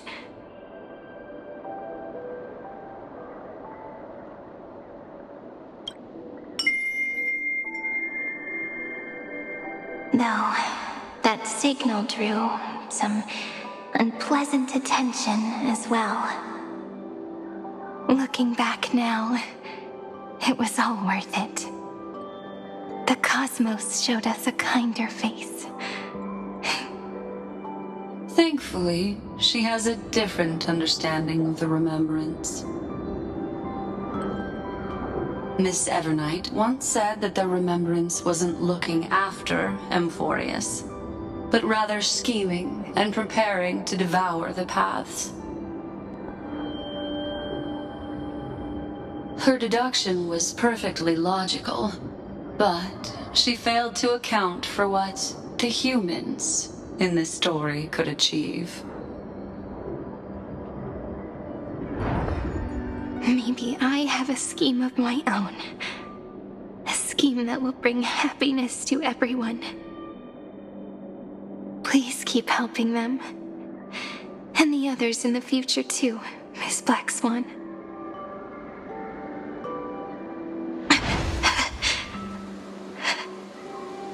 Looking back on the past really does wear down the mind. And wears out the body, too. You need to hold tight to this ceremonial blade. After I'm gone, it will take you back to the beginning of time. The start of a new story. I believe that in that story, or in countless stories, each alike yet unique, everyone, all the companions who sacrificed themselves, alongside the deliverer we once dreamed of as children, will reunite beneath a vast, endless sky. If we can never break free from this prison, I will stand my ground. Until the day someone shatters this endless cycle and writes the final chapter of Amphorius' fate. In the blink of an eye, we have returned to the turning point of fate. With nothing but a fragile sliver of hope, We embraced 30 million cycles of futility and began the eternal recurrence. I still remember the first time I saw the god appear in a dream, looking at me from behind a thin veil of crystal. Back then, I wondered if they might be someone with ill intent. But now, I finally understand.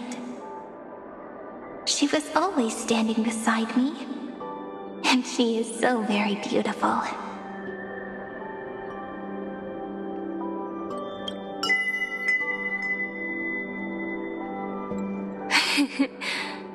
Causality really is a force that cannot be stopped.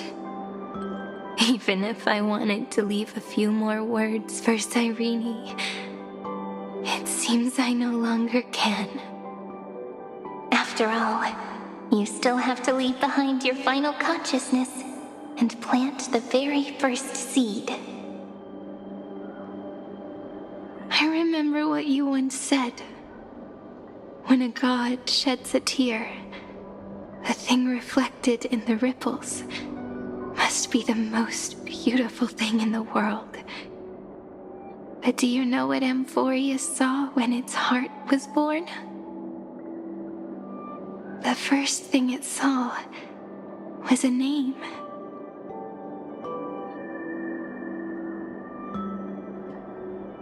Zero, 9, 3. Looks like you figured it out. Sometimes, all it takes is a change in perspective to reveal something truly unexpected. Don't you agree? That's right. Turn these numbers upside down, and you'll see a beautiful eternity. Something we believe in. The ego.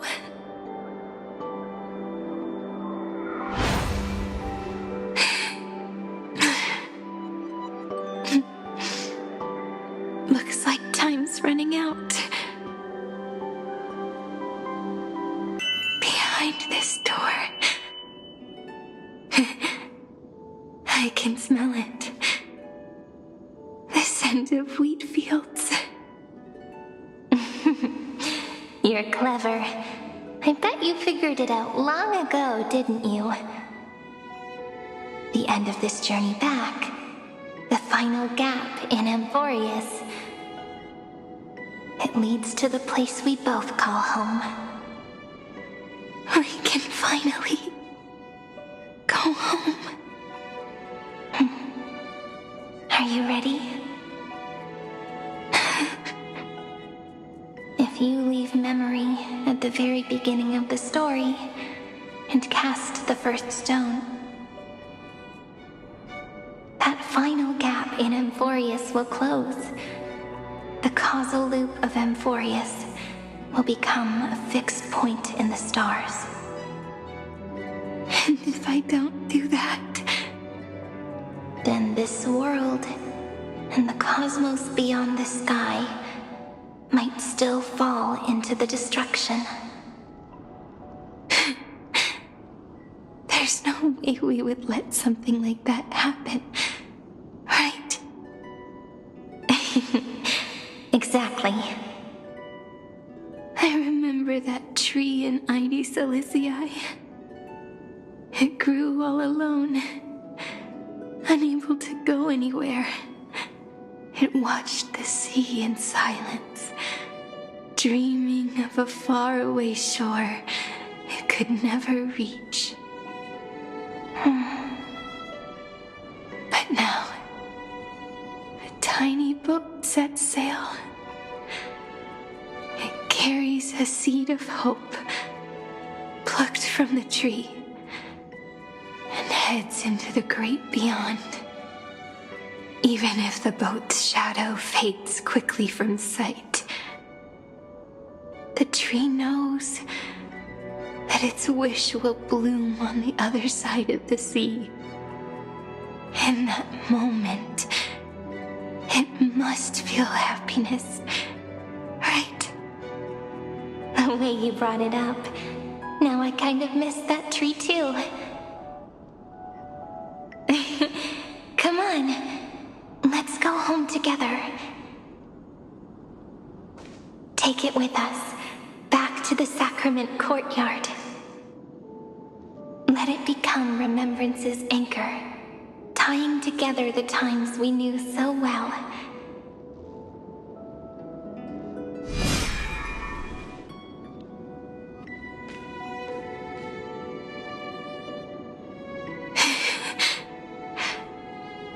Let's go home together. Oh, that final note. Right. It's been with me all this time. This is Doe. It is also the first note. The one from the first time we met.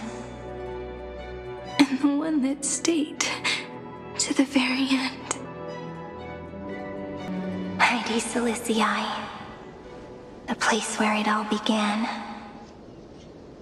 It's like time itself has stopped.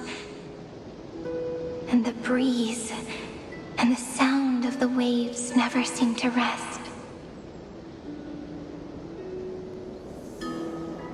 We've made it. The sacrament courtyard. This is the place where we first picked up the ceremonial blade. And where we first began writing journals. Now, the journey through memory has reached its end. Once the anchor is placed, what awaits us is 30 million lifetimes of reunion. Looping again and again. Endless farewells. Do, re, mi, fa, sol, la, ti. And with them, endless encounters. Ti, la, sol, fa, mi, re, do.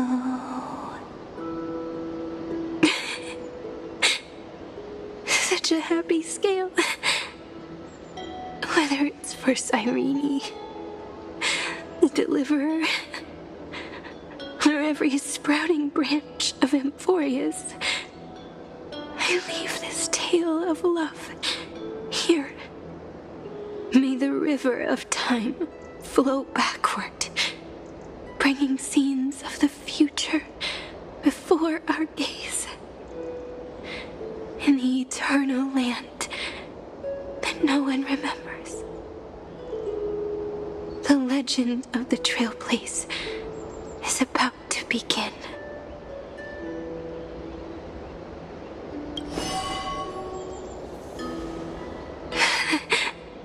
Is it all over now? My mind and my memories.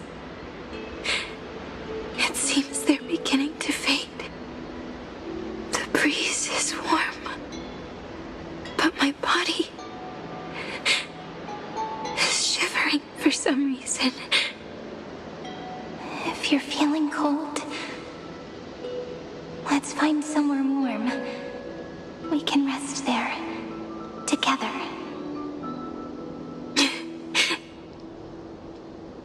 Somewhere warm. I know just the spot. 405 504 093 365 432 252 Drifting by one after 496 720 618 600 216-945. Treehouse. Suridra. March 7th. Danhong. Electra. Hyacinthia. Caslana. Anaxagoras. Aglaya. Midamos. Castoris. Cyphera. Cyrene. And you. Look. Everything is already as we've written.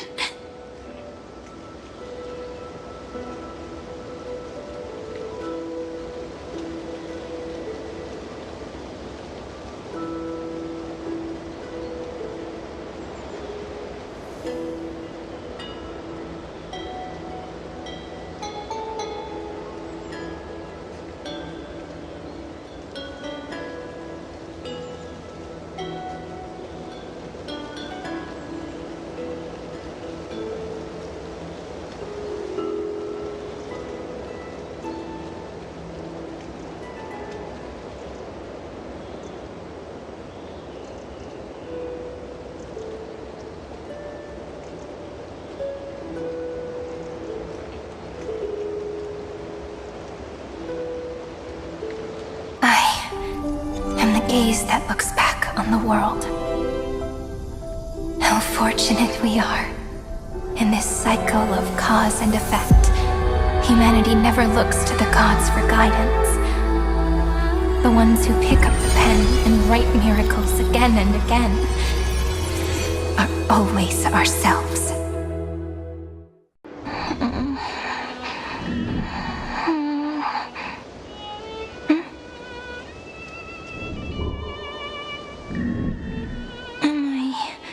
Still awake? Peach, where are you?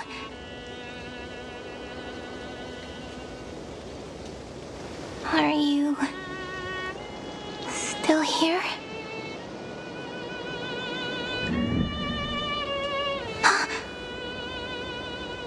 I shrank.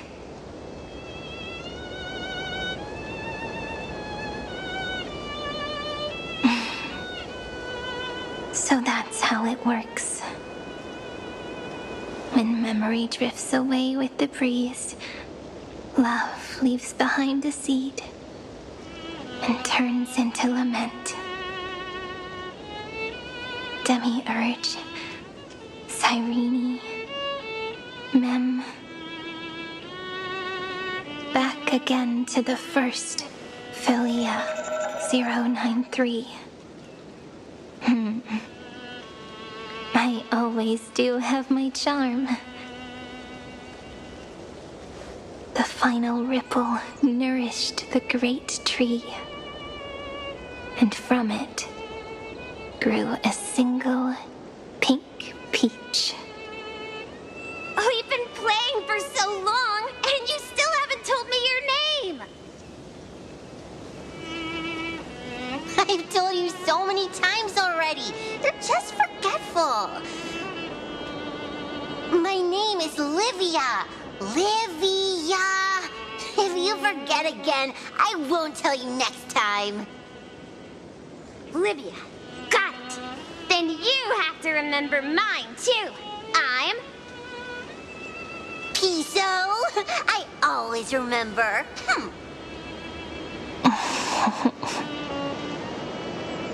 So, Cyrene was just a pen name after all. So sleepy. That drowsy little fairy barged into my mind again. The last of my memories are slipping away. I wonder what this world will look like when I wake up again. I remember a cry and my name, daughter of Heidi Celestii.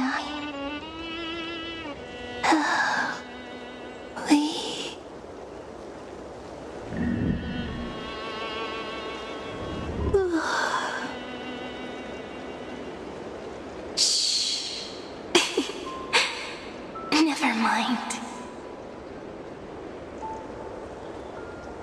The same seed, when planted in different soils, blooms into flowers that are alike, yet never the same. But what truly makes her beautiful is each and every soul in the world. No matter what form liking takes, it is still precious love, and I will accept it gratefully and return it with joy.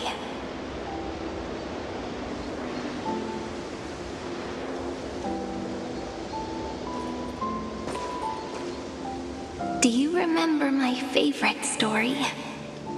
That crystal flower was so beautiful because it reflected the eyes of the little fairy.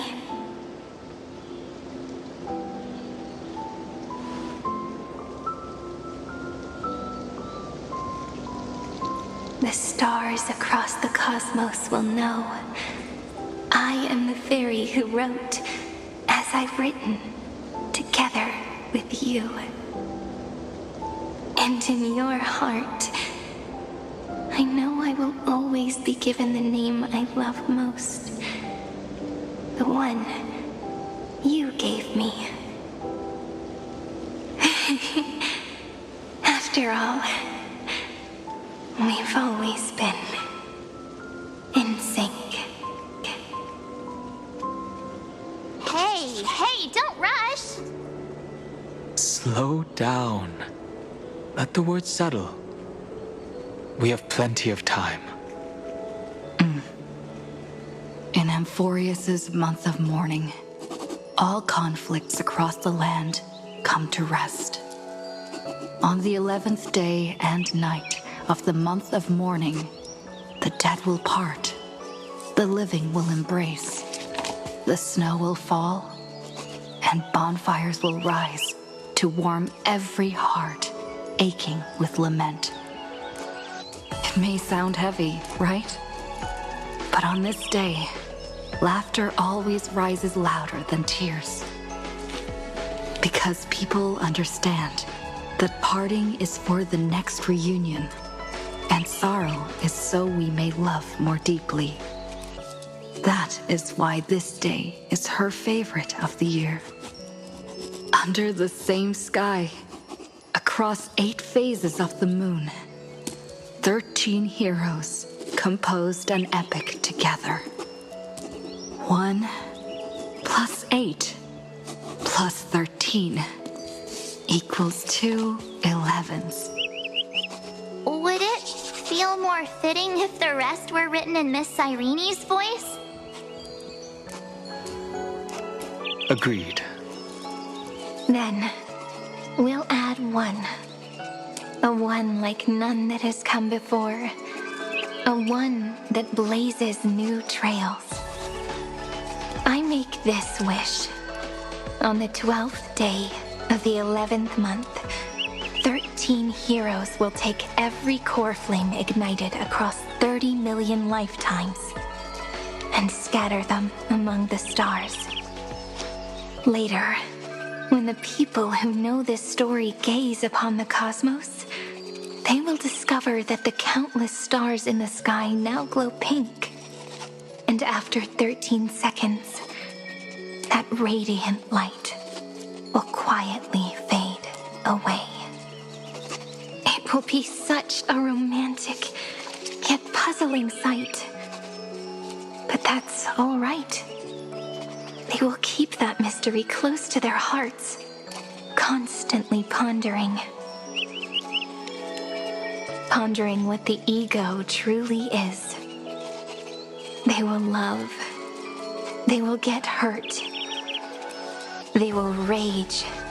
And in 30 million moments of helplessness, they will stitch their shattered hearts back together. Again and again. But remember this well. Losses are a constant on the flame chase journey. There may be pain along the way, but you and I will never be alone. They will come to understand what it means to lose, and in the end, they will choose to let go. They will offer their hearts to this world, to every companion they walk beside. And they will take in the hearts of others and pass them onward. For every soul that exists in this world, there is a different ego, a different prime mover of life. There will never be just one answer, not even for love. But when people gaze into the night sky and love what is fading with the same resolve they have to praise the stars, I want that soft, gentle pink in the sky to tell them love will always be answered. This is a story about love, and a story about how to answer it. Whether it is one we have already written, or one you are yet to write, it will be a romantic story like none that has come before. You think so too, right? And a romantic story deserves an ending that is free and complete.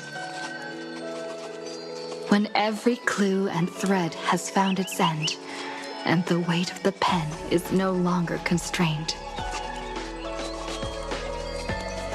Pour the spirit of trailblazing into it, and end this tale with the most pure and romantic period.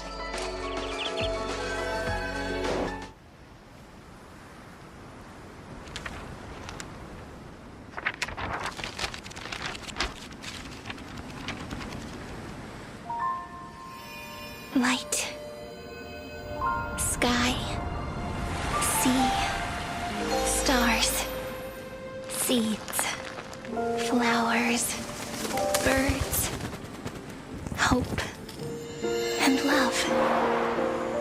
Such words of beauty were how I first imagined the world. For as long as I can remember, I've used them to tell the stories of Amphorius. And now, this is the last one. A story about tomorrow. Dedicated to you.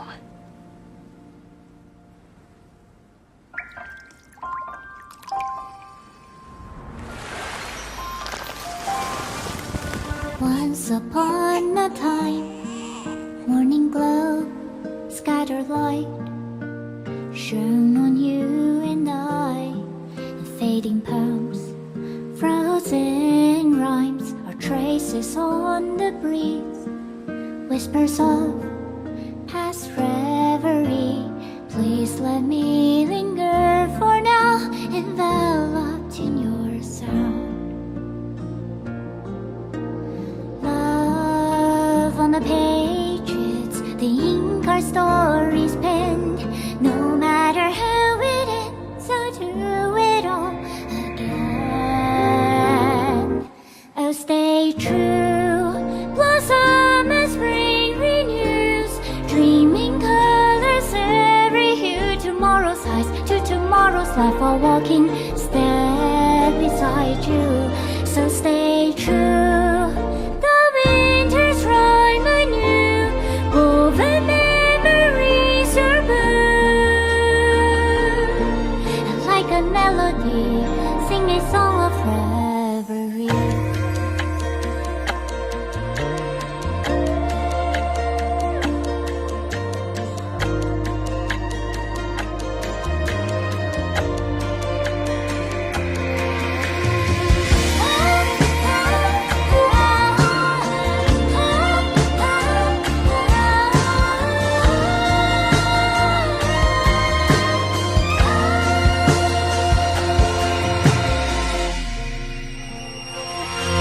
Please stay true, cherish your memory. Go with love, your heart so dear as rivers flow, and as gardens grow. I hope you bloom in beauty. See you soon after the end of time, in the mountain frozen rime.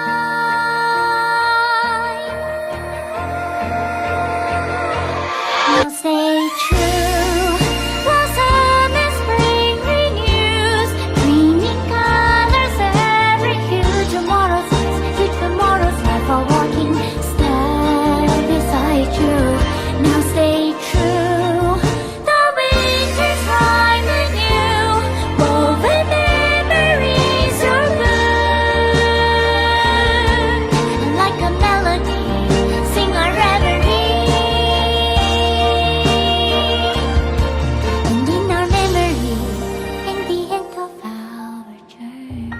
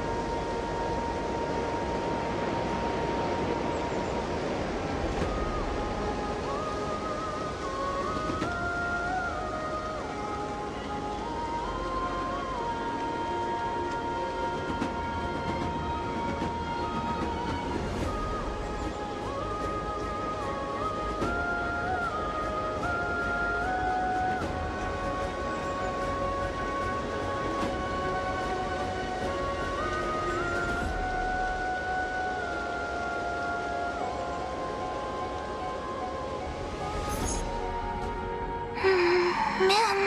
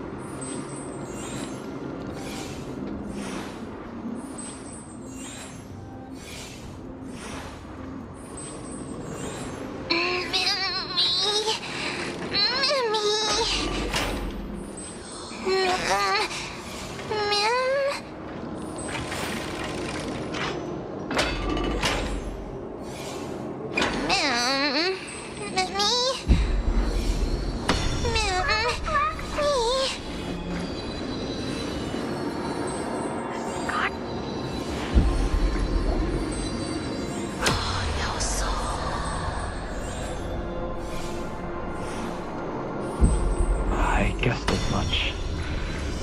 It's no longer working. Looks like it's just the two of us out here now.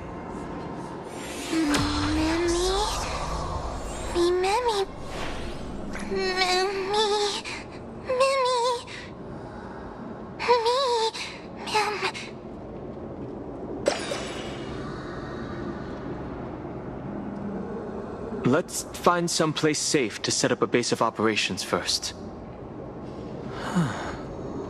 This statue and the buildings we've seen so far point to a civilization here on Amphorius. We can only hope that they're not hostile toward outsiders.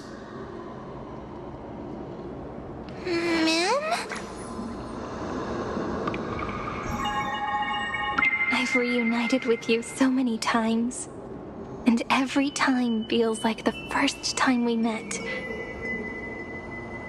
Each time, love breaks through the stubborn cycles and takes flight toward a pink tomorrow.